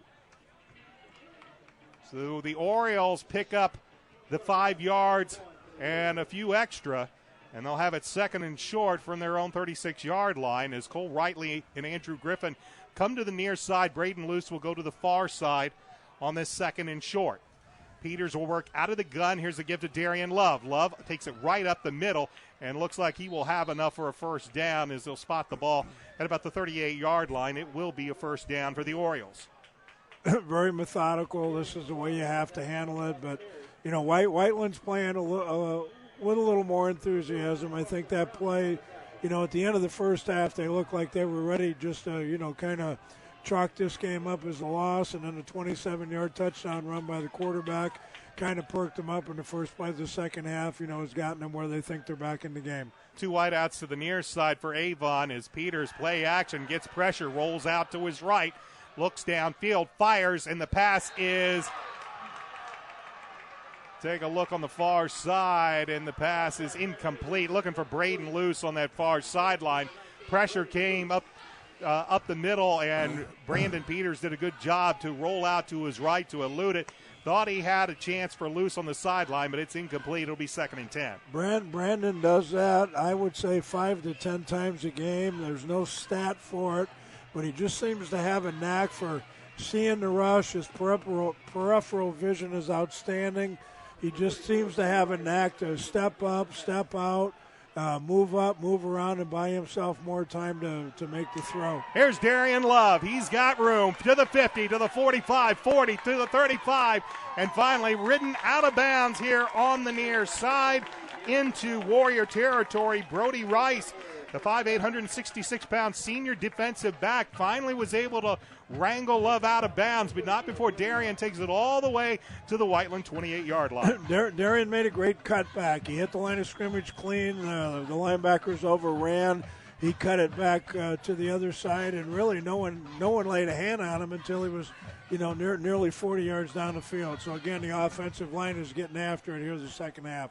Rightly and Griffin to the far side, but the give is to Love. He finds a hole right up the middle. Some good blocking at the point of attack by the Avon offensive line, and Darian Love takes it up the field for about a 5-yard gain. Yeah, those guys up front doing a great job. Nick Shoemaker, Zach Ryan, Brady Nyland, Nazo, Nelbandian, and Ryan Dickinson, along with Matt Moore, the tight end. They've really done a great job up front handling Whiteland. Ball's at the Warrior 18-yard line, 9:52 left to go third quarter. Warriors trail 24-12.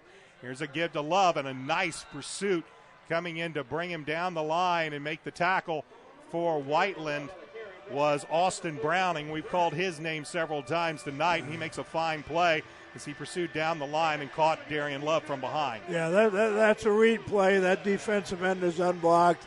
He came screaming down the line of scrimmage to make the tackle.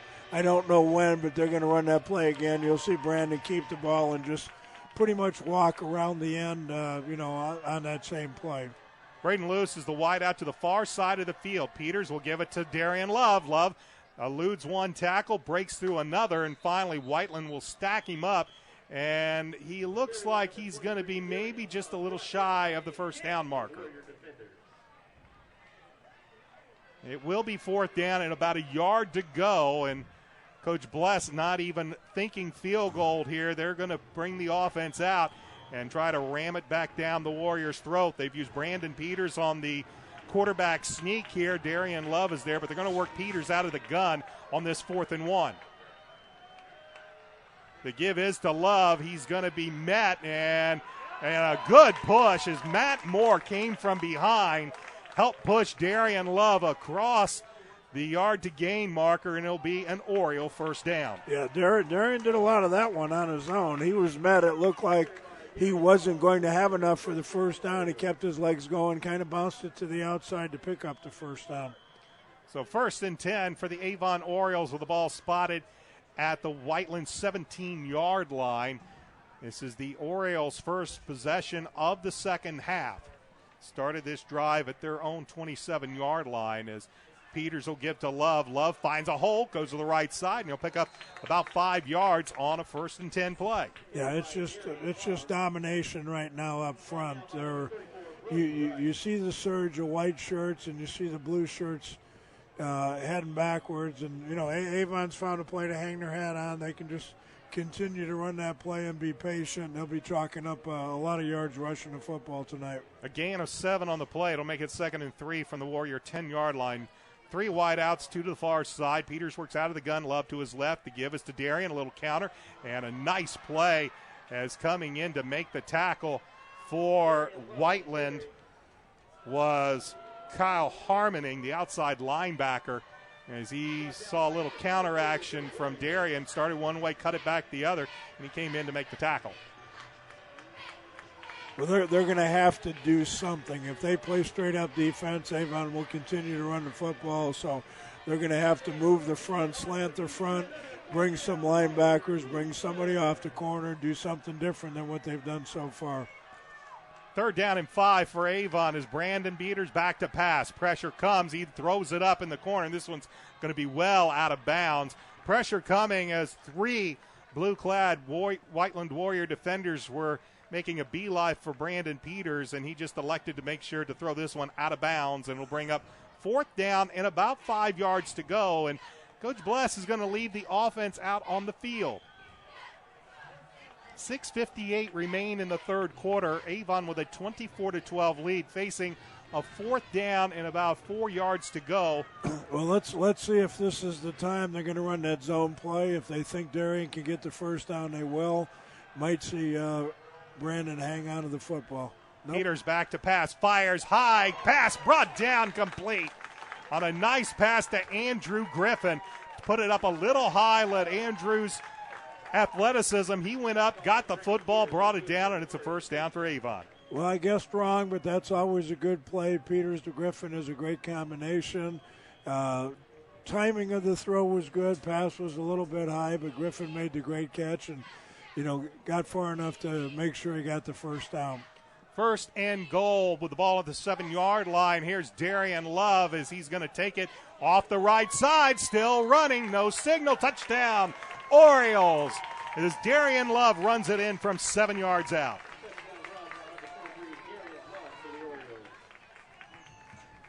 A 7-yard touchdown run from Darian Love, his first rushing TD of the contest. And Avon answers the quick strike by Whiteland with a long drive of their own, capped off by the 7-yard Darian Love touchdown run. And Samperino is on to see if he can make this a 31-12 game. Kick is up. Shoyatovic's hold is good. And with 6:36 remaining in this third quarter, Avon out in front 31-12. Back with a kickoff in a moment. This is Oriole football on ASO. Stop in any Brownsburg or Avon McDonald's and try one of their two $2 tasty specials, the jalapeno burger or the triple cheeseburger. McDonald's is a proud supporter of Avon and Brownsburg athletics and is proud to host the McDonald's Hendricks County Sports Show, taped Wednesday nights on location and aired Friday nights before football on 1610 AM XRB and XRBradio.com. McDonald's has 2 locations in Brownsburg and Avon. In Brownsburg, they are located at the corner of Main and Odell next to Marsh and just off Green Street next to I-74. In Avon, you can find them at the corner of 267 and 36 next to Kroger or on Rockville Road next to Meyer. Stop in either Brownsburg or Avon McDonald's for their $2 tasty specials, the jalapeno burger or the triple cheeseburger today. An 11-play drive that covers 73 yards in a little over 5 minutes, capped off by a Darian Love 7-yard touchdown run, and Avon now up 31-12 with 6:36 left to go, third quarter. Alongside Dave Shelbourne, I'm Brian Scott. Alex Steffen, another short kick and it will bounce and be taken at about the 12. And once again, cutting through, I believe, is Isaiah Calloway. The young man can run the football, and he has an excellent job on these kick returns for Whiteland, and he will run it up to about the 32-yard line, where Whiteland has had pretty good field position tonight all night long, especially on kick returns. They've gotten a few points off of it, but for the most part, it's been this Avon offensive and defensive front that has done a very good job tonight. And right now, Whiteland will have it 1st and 10 from their own 37-yard line, trailing 31-12 with 6:30 left to go third quarter, as Jace Carpenter and the offense is back out on the field. He will hand this ball off to Brandon Patterson. Patterson still running hard, and he will take it up to near the 40-yard line for a pickup of about 8 on the play. Yeah, I mean, as the game wears on, it's pretty obvious that Avon is just far more physical than Whiteland. They've got a couple of athletes. They're playing hard. They're running good plays, but at least at this point in the program, Whiteland physically just can't play with Avon.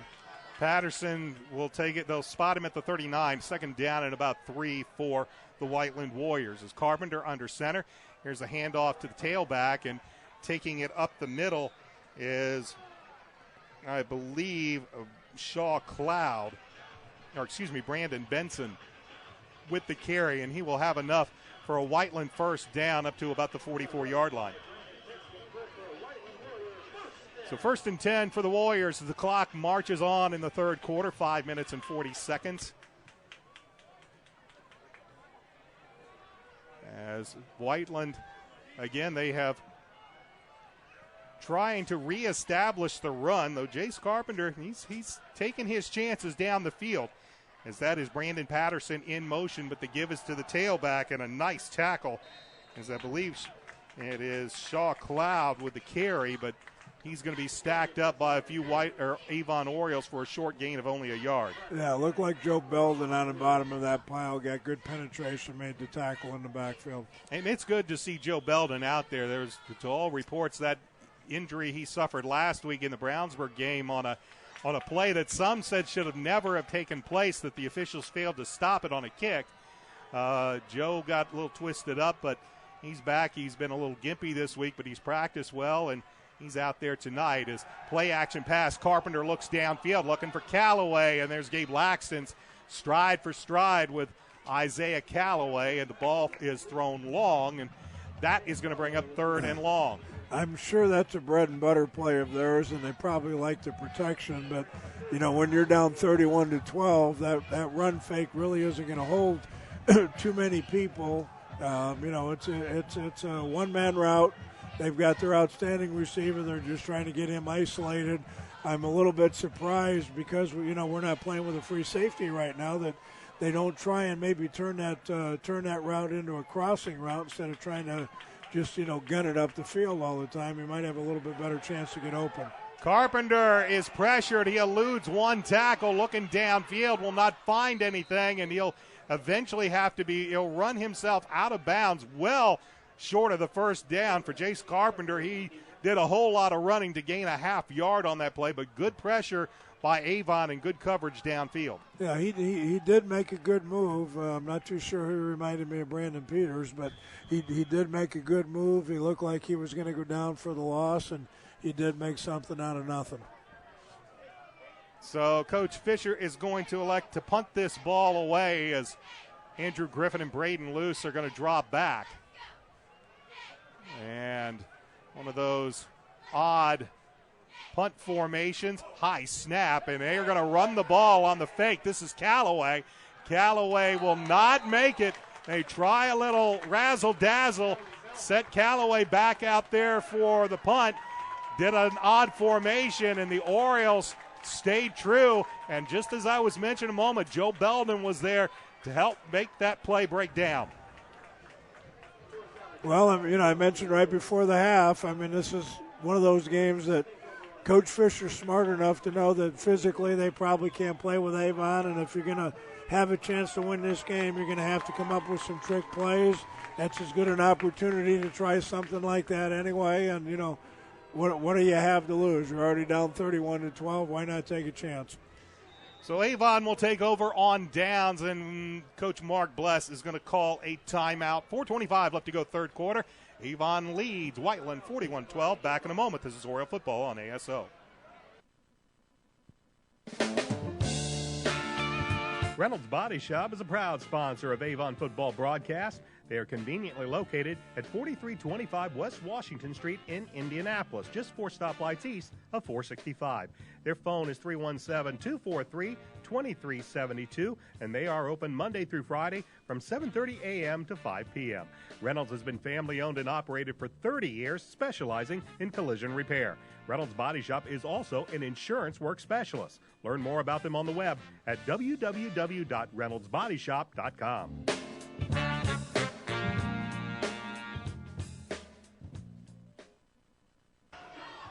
After the timeout, the Avon Orioles will have it 1st and 10 from the Whiteland 48-yard line alongside the Indiana Football Hall of Famer Dave Shelbourne. I'm Brian Scott. Taking a look at some scores, and the big one is at Fishers, and Fishers now leads Brownsburg 28-14. As the Orioles will start this drive, 1st and 10 with Brandon Peters out of the gun, but he has sent Cole Rightly in motion. He was flanked to his right. Peters back to pass. He's looking downfield, fires, has a man wide open, and just overthrew Matt Moore. Matt Moore had the defender beat, and it would have been an easy stroll into the end zone. Kevin Starnes was trying to keep up with a big Avon tight end, and he couldn't do it. But that pass is a little long and incomplete. It'll bring up 2nd and 10. Matt is a defensive mismatch and nightmare for defenses. He's a 6'3", 220-pound, great athlete, catches the ball very well, was an outstanding basketball player early in high school, and going to Purdue on a baseball scholarship. So that tells you a little bit about his athletic ability. Darian Love with the carry, and he is met by Trevor Warner and finished off by a few other Whiteland Warriors, and it's going to be a loss of a couple back to the midfield stripe. That'll bring up 3rd down and 12 for Avon. As we go under 4 minutes left to play in this third quarter, the Orioles lead Whiteland 31-12. Avon ranked 15th in 6A this week after that loss to Brownsburg, while Whiteland is currently ranked 12th in Class 5A. It is Braden Luce and Cole Rightly to the near side of the field. That's Andrew Griffin to the far side on this 3rd down and long for the Orioles.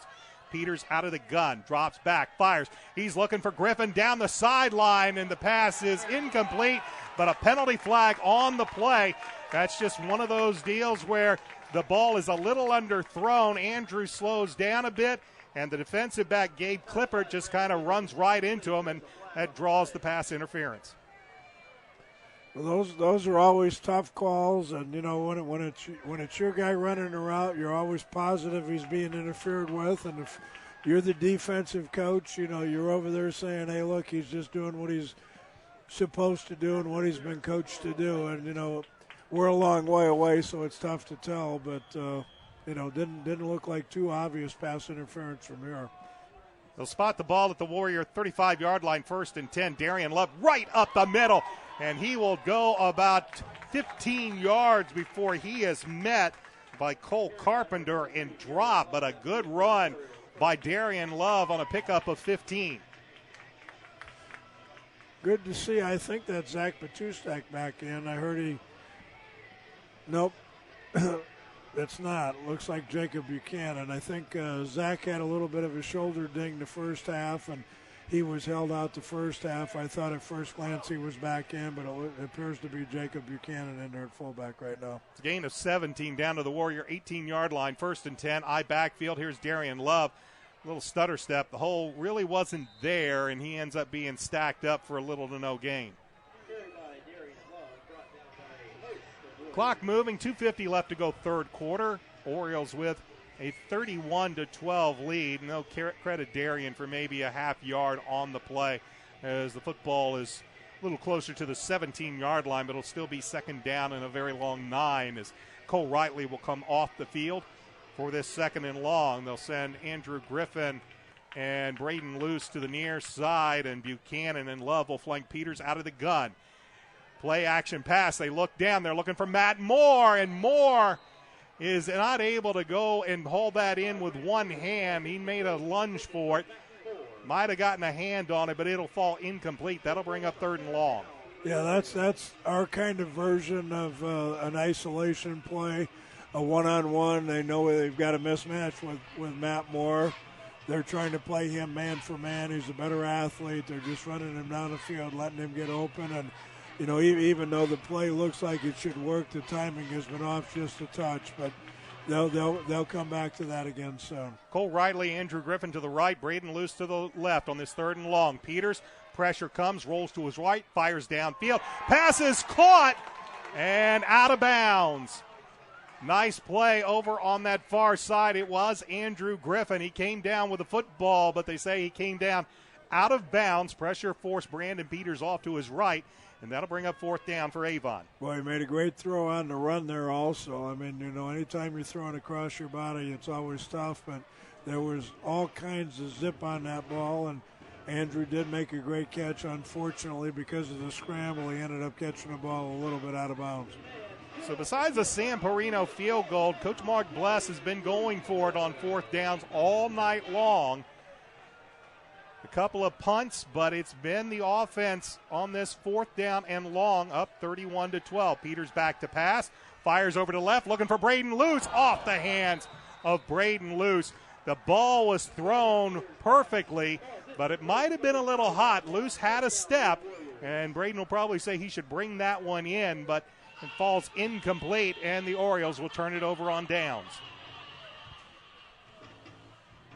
A hard pass over into the corner. Luce had a step on the defender. I believe that was Gabe Clippert. But it goes incomplete, and Whiteland will take over on downs from their own 18-yard line with 2:08 left to go, 3rd quarter.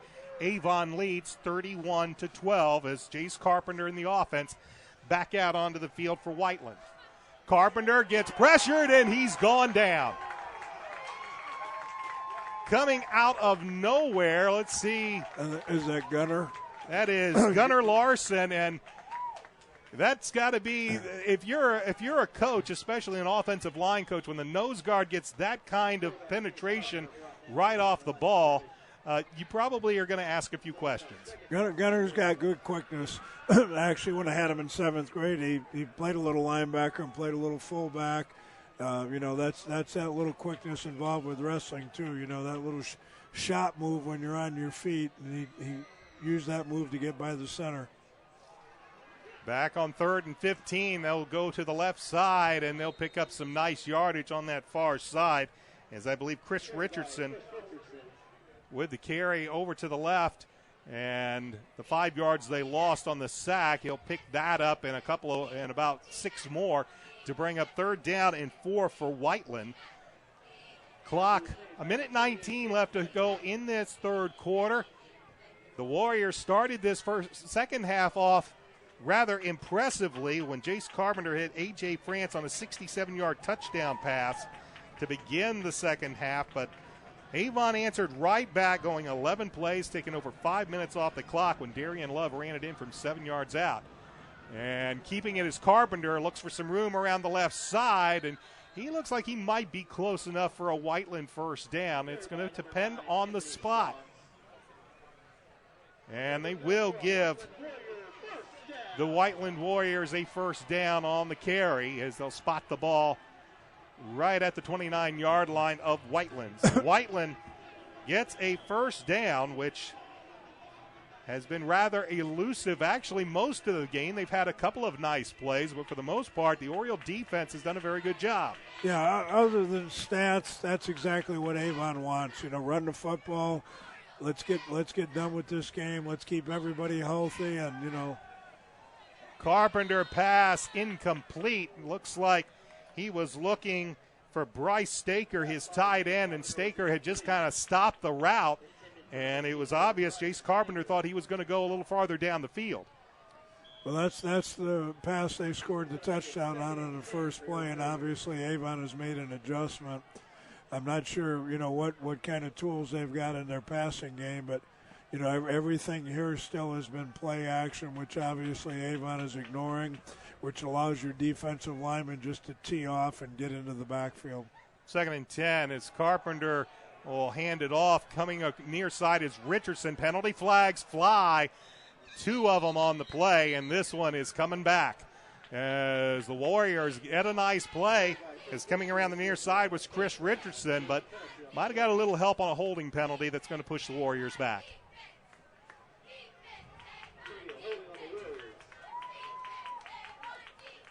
So Whiteland this time shoots themselves in the foot. They'll march this football back to the 22-yard line of Whiteland, where it will be 2nd down and about 17 yards to go for the Warriors. Yeah, at this point, especially I think for Coach Bless, it's just a matter of, staying fundamentally sound, staying healthy, doing the things you need to do. Maybe toward the end of the game, getting a couple other kids in the game that, maybe need to get some varsity experience. And, you don't want to look ahead too quickly, but I'd say as long as they continue to play the way they're playing, this game should be fine. Richardson in motion, but the give is to the tailback, and he will go nowhere. Joe Belden picks him up and plants him back 3 yards. As with the carry was Brandon Benson, and Joe Belden just met him, picked him up, and planted him. No gain on the play. 3rd down and about 15 yards to go. Ball remains at about the 28-yard line for the Warriors as the clock will run down. They will have to run a play. There's about a half a second difference between game clock and play clock. And Carpenter will throw it out to Callaway, and it will go incomplete. There will be 7/10 of a second on the clock, and it will bring up 4th down for the Warriors. So, again, trying to isolate Callaway out on the far side, but a bad pass by Carpenter sails out of bounds, and Avon will field the Warriors' punt, which will be the final play of this 3rd quarter. Avon leading 31-12. Alongside Dave Shelbourne, I'm Brian Scott. Glad you could join us for Oriole football on Audio Sports Online tonight. Callaway set to punt. And he kicks it high and short. And it's going to take a sideways bounce, and the Avon Orioles are going to start the 4th quarter in excellent field position. We played 3 quarters here at Whiteland High School, and it's all Avon. They lead Whiteland 31-12. Back with the 4th quarter right after this. This is Oriole football on Audio Sports Online. Stop in any Brownsburg or Avon McDonald's and try one of their two $2 tasty specials, the jalapeno burger or the triple cheeseburger.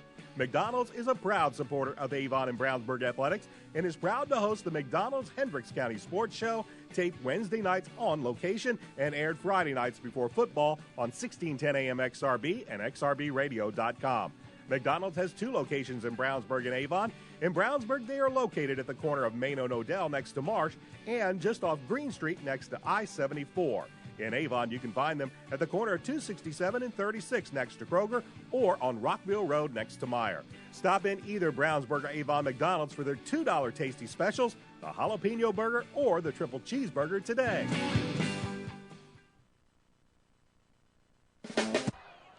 Alongside Dave Shelbourne, I'm Brian Scott. We are ready to begin the 4th quarter here as the 15th ranked Avon Orioles in Class 6A. They lead the 12th ranked in 5A Whiteland Warriors by the score of 31-12. They'll have the ball to begin the 4th quarter after the short punt from their own 42-yard line, and a give goes right over the left side as Darian Love will pick up about 5 yards, which has seemingly been his norm this game.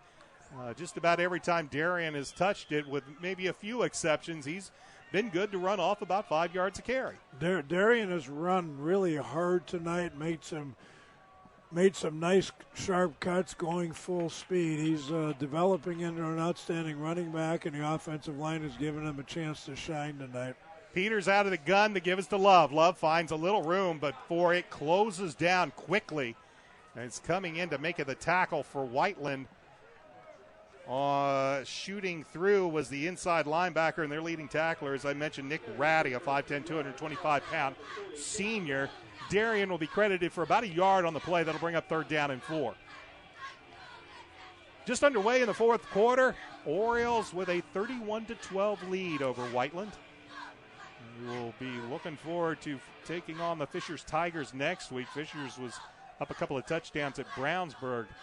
As pass near side, penalty flag is going to fly as Andrew Griffin had enough for the first down, and draped all over his backside was Gabe Clippert. And Clippert just trying to get a hand in there to knock that football away as Andrew did what a good wide receiver did, put about a foot beyond the sticks, waited for the football, and the easy pass interference penalty.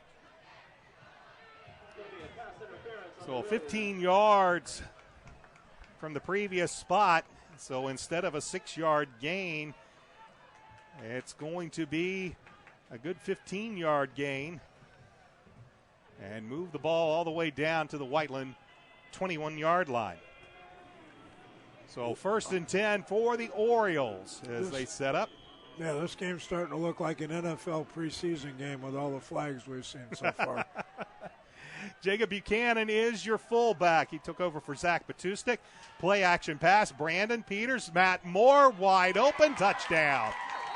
Penalty flag, though, is back at the 26-yard line. And this one's coming back.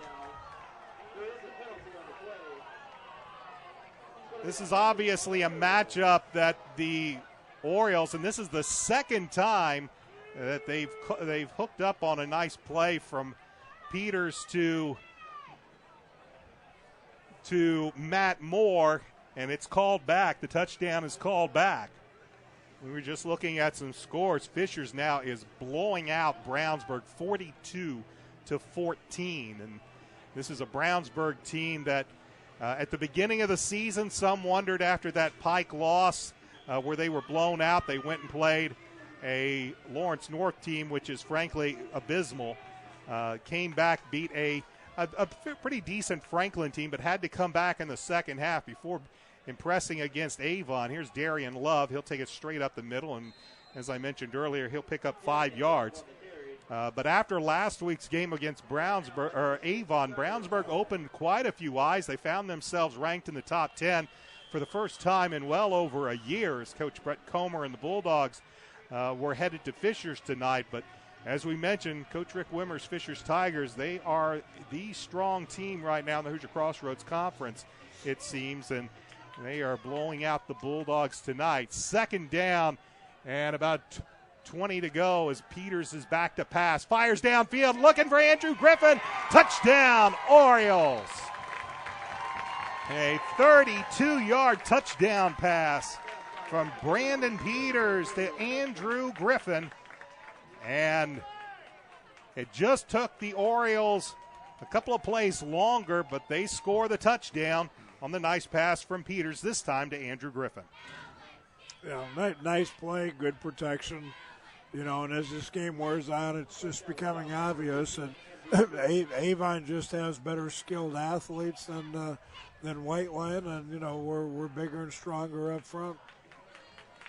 And Sam Perino's point after makes it a 38-12 game with still 9 minutes and 54 seconds remaining. Back with a kickoff in a moment. This is Oriole football on ASO. Avon has a rich wrestling tradition, and now Red Cobra Wrestling is proud to be a part of it. Opening last November, Red Cobra Wrestling offers training sessions run by nationally known coach Chad Redd. Red Cobra Wrestling is located at 9233 East Highway 36 in Avon, across the street from Walmart and behind sidelines in the Red Brick Building. Red Cobra Wrestling offers sessions for all ages, including 3rd grade and under and 4th grade and up. Learn more about prices, class schedules, and information at RedCobraWrestlingAcademy.com. 6 plays, 42 yards. Andrew Griffin hits Brandon Peters on a 32-yard strike, and Avon extends their lead to 38-12 with 9:54 remaining in this football game. Alongside the Indiana Football Hall of Famer Dave Shelbourne, I'm Brian Scott. Alex Steffen on to kick this one away. It's been the one bright spot for the Warriors. They've had excellent kicks, but he's not even going to try. He's going to squib this one. Callaway will take it at about the 13. He will run right up the middle. He'll be met and brought down, and the Whiteland Warriors will go on offense with 9:49 remaining to go, down a whole bunch with not a lot of time to do anything about it. As we start looking ahead, I mentioned Fishers blowing out Brownsburg, and as impressive as Fishers has been offensively all week, you take a look at their defense, and they've done a good job defensively this season. Rick Wimmer holding Brownsburg to 14 points this season tonight so far, as on this 1st and 10 from the 28-yard line. The give is around the near side, and making the run to the near side, I believe, will be Anthony Shantz, the tailback. He'll pick up about 11 yards up to the 39-yard line, and it'll be enough for a first down for the Warriors. Yeah, at this point, those kind of stats really don't matter. I'm sure Coach Bliss right now just wants to, play error-free football and get out of here as healthy as can be and get himself ready for next week. 1st and 10 for Whiteland as they'll bring a man in motion to the far side. The give is to Brandon Patterson. He will, instead of sweeping it to the far side, he will cut it upfield, and that's probably been one of the better moves that they've done tonight, is rather than continue taking it to try to get around the corner, he saw an opening, cut it upfield, and picked up 5 yards on the play. It also appears that at this point, Coach Fisher's playing a little bit for the future. I won't say they've given up on winning this game, but it looks like they're trying to establish their offensive identity again. They're back pounding the football, running that jet sweep, and trying to get back into the groove a little bit with their offense. 2nd down and 5. This is Callaway with the ball on the right side. He's met and stacked up, and he'll still be about a yard or two shy of the first down as he will take it up to about the 47-yard line. Will bring up 3rd down and 2. Well, the Orioles got a taste of the running game this week with Whiteland. Again, when we talk about Fishers next week, they will have a lot to look at with the big senior tailback for the Fishers Tigers, Maurice Campbell. He is a load, and he is obviously probably doing another job this week on Brownsburg, and this might be a good thing to get everybody flowing to the football, as making the move and spinning up the field is Brandon Benson. He'll get it across the midfield stripe into Oriole territory. It'll be a first down for Whiteland down to the Avon 47-yard line. Avon still with pretty much all their first teamers in on defense, as they will line up for this 1st and 10 from the Oriole 47-yard line. Clock moves, 7:45 left to go in this football game, and again the Orioles up 38-12. Jace Carpenter, again, he's probably thrown tonight more than he has all season, and he's going to elect to take the first of the Whiteland Warriors 3 timeouts. Will do so as well. 7:34 left to go, and it's all Orioles. Back in a moment. This is Oriole football on ASO. Stop in any Brownsburg or Avon McDonald's and try one of their two $2 tasty specials, the jalapeno burger or the triple cheeseburger. McDonald's is a proud supporter of Avon and Brownsburg athletics and is proud to host the McDonald's Hendricks County Sports Show, taped Wednesday nights on location and aired Friday nights before football on 1610 AM XRB and XRBradio.com. McDonald's has 2 locations in Brownsburg and Avon. In Brownsburg, they are located at the corner of Main and Odell next to Marsh and just off Green Street next to I-74. In Avon, you can find them at the corner of 267 and 36 next to Kroger or on Rockville Road next to Meyer. Stop in either Brownsburg or Avon McDonald's for their $2 tasty specials, the jalapeno burger or the triple cheeseburger today. After the timeout, Whiteland has a first down and 10. Carpenter back to pass.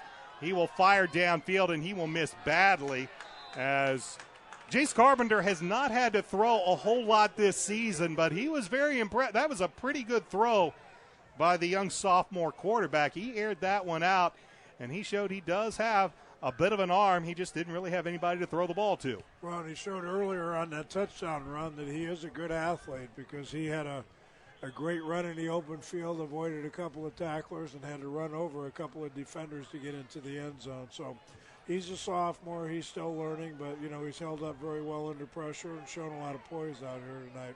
It'll be 2nd down and 10, as once again they'll bring Brandon Patterson in motion, and they'll give him the football on that fly sweep, and he'll take it around the right side and runs of quite a few yards just to pick up maybe 4 or 5 on the play. They'll give him a 5-yard gain, but it'll be 3rd and 5 from the Avon 42-yard line as the clock stops with 7:21 remaining in this football game.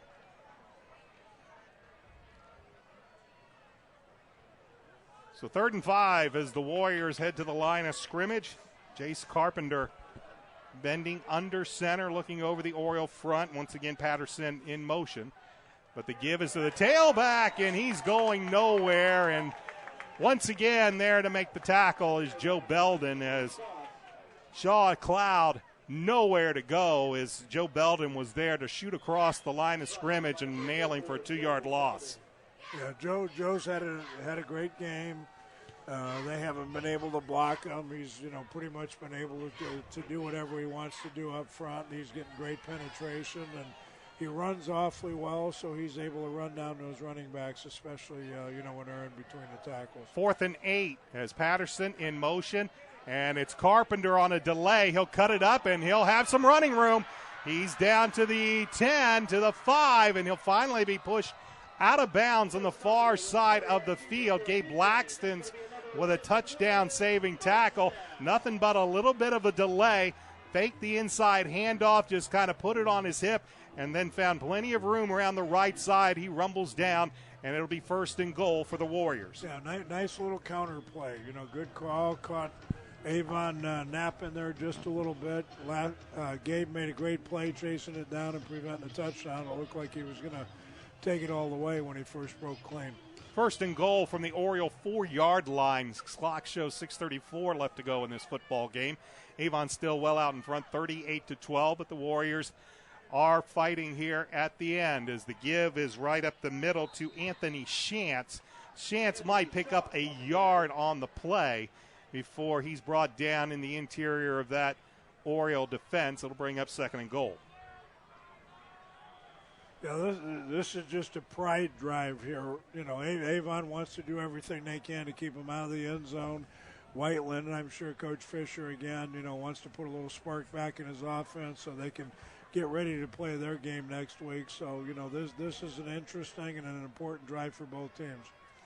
The give is over the left side. That's Shantz, but he's brought down. Matt Thompson from his outside linebacker position got a hold of him and might have brought him down for no gain, or they'll say no gain. They'll spot the ball. It's still around the 3-4 yard line. That'll bring up 3rd and goal. Yeah, Matt is a great hitter. He's also got great speed. He was a running back in middle school. They actually had him playing a little running back last week with some injuries, but not only is he an outstanding hitter, but he can run. Patterson in motion. Carpenter stutter steps and kind of lost his balance.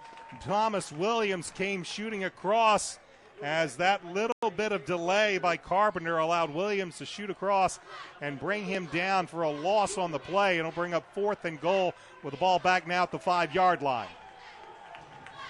Avon defense exhorting the Oriole faithful that have made the trip down to Whiteland tonight to make some noise.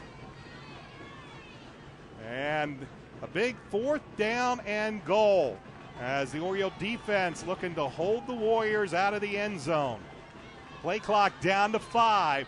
And Coach, let's see what we've got here. We've got timeout called by Whiteland. 4:47 left to go in this football game. Avon leads 38-12. We'll be back with this fourth down play in a moment. This is Oriole football on ASL. Reynolds Body Shop is a proud sponsor of Avon football broadcast. They are conveniently located at 4325 West Washington Street in Indianapolis, just 4 stoplights east of 465. Their phone is 317-243-2372, and they are open Monday through Friday from 7:30 a.m. to 5 p.m. Reynolds has been family-owned and operated for 30 years, specializing in collision repair.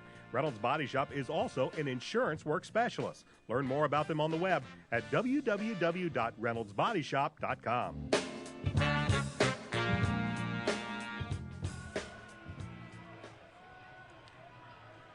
Alongside Dave Shelbourne, I'm Brian Scott. The Warriors will have it 4th and goal from the 5-yard line. The Avon Orioles looking to keep them out of the end zone. Avon leads 38-12 with 4:47 left to go in the 4th quarter. Jace Carpenter brings the offense up. They will send a man in motion. Carpenter back to pass, and leaking over wide open was the tight end, and Carpenter missed him for a sure 6. Chris Richardson actually had lined up on the near side almost like a wing back, and he was left wide open, but Carpenter couldn't deliver the football, and the Warriors turned it over on downs. Well, Avon sold out. They sent everybody. There wasn't anybody back there at all, but you know, when you send that many people, they've only got so many blockers, and put plenty of pressure on the quarterback, enough that he couldn't hit the wide open receiver in the end zone. So Avon will take it over on downs with 4:43. It was a long drive by Whiteland, but it is eventually ends in nothing as Darian Love gets the ball, puts it on the ground, but I think he has recovered. Just didn't seem to get that one in the breadbasket, and he puts it on the ground, but is able to fall on it and recover it for Avon. So first, a fortuitous bounce there for the Orioles. Little to no gain on the play, maybe a half a yard at most, as they'll put the ball just slightly past the 5-yard line. It'll be 2nd down and a very long 9. Now starting to see a few more faces, as I believe that's Aaron Young lined out in a slot on the near side. But the gives to Darian Love, and he will take it up the middle and keep those legs churning, and he'll get maybe a few yards up to the 10-yard line. That'll bring up 3rd down and 5. Clock moving, 3:46 left to go in this football game. Bright spot for Whiteland was the first play of the second half, but it's been all Orioles until this last drive by Whiteland, but they're turned away with no points as they miss a wide open touchdown pass, and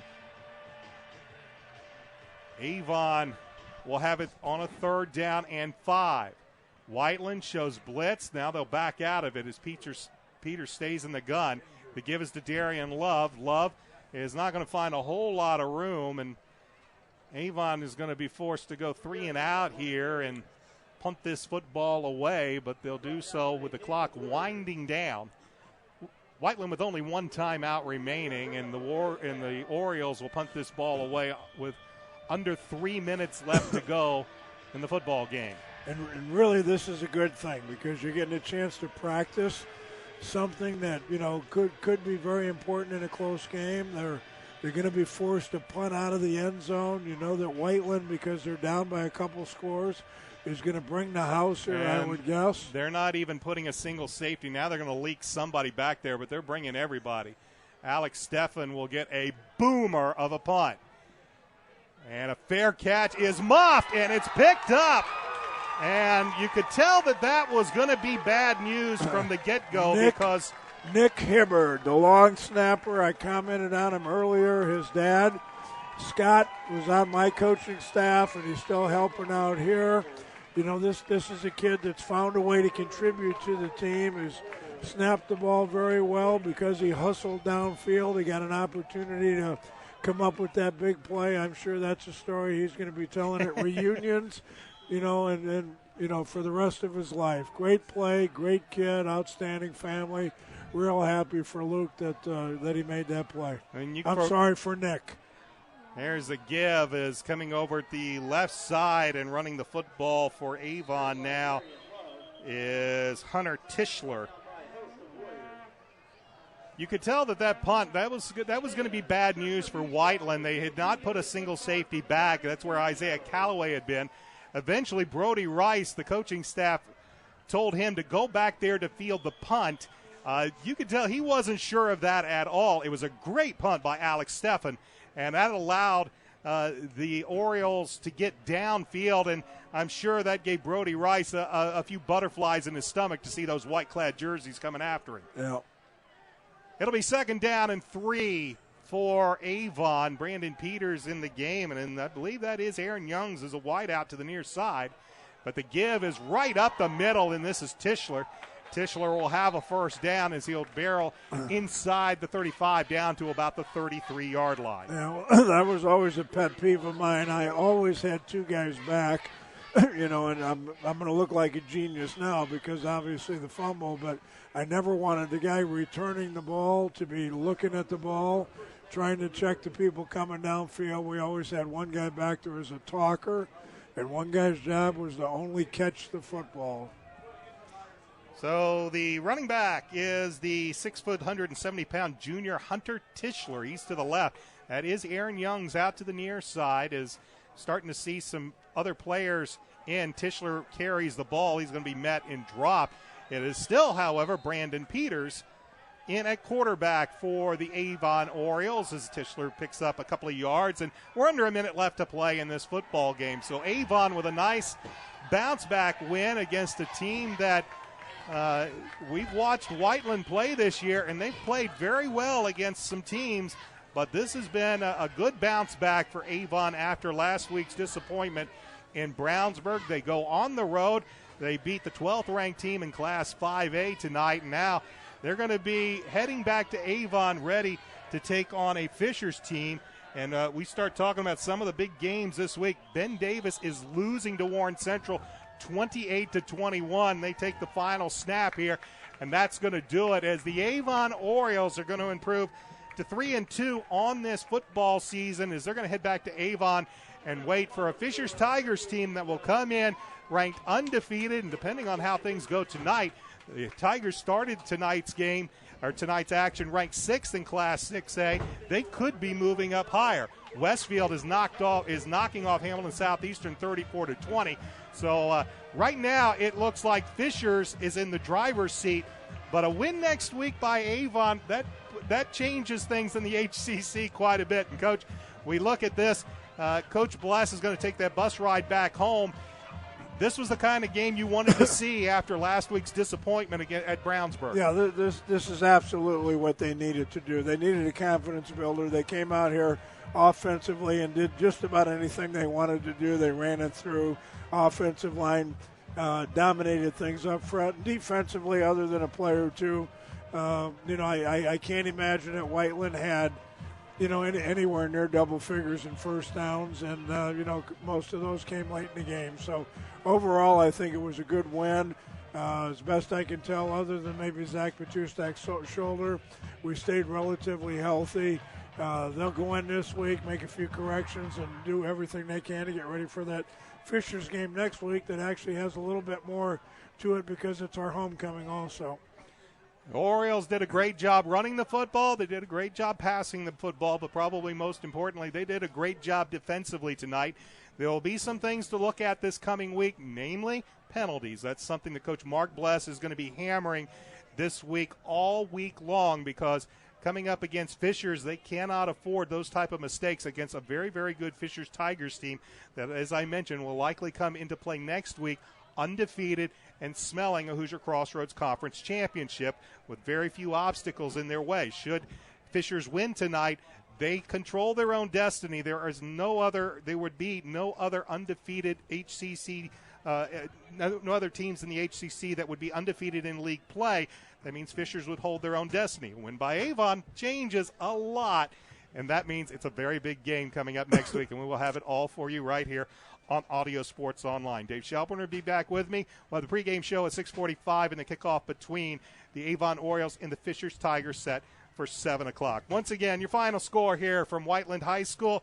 The Avon Orioles improved to 3-2 on the year. They knock off the Warriors by the score of 38-12. Along for the coach, Dave Shelburne, I'm Brian Scott. Thanks for joining us tonight for Avon football. We'll have the replay of this game up by sometime tomorrow afternoon. Until next week, so long, everybody.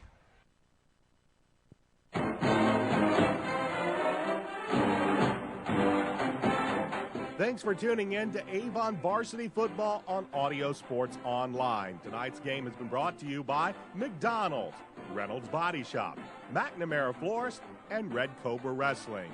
Get a free on-demand replay of tonight's game by visiting audiosportsonline.com. Oriole football is an AudioSportsOnline.com production.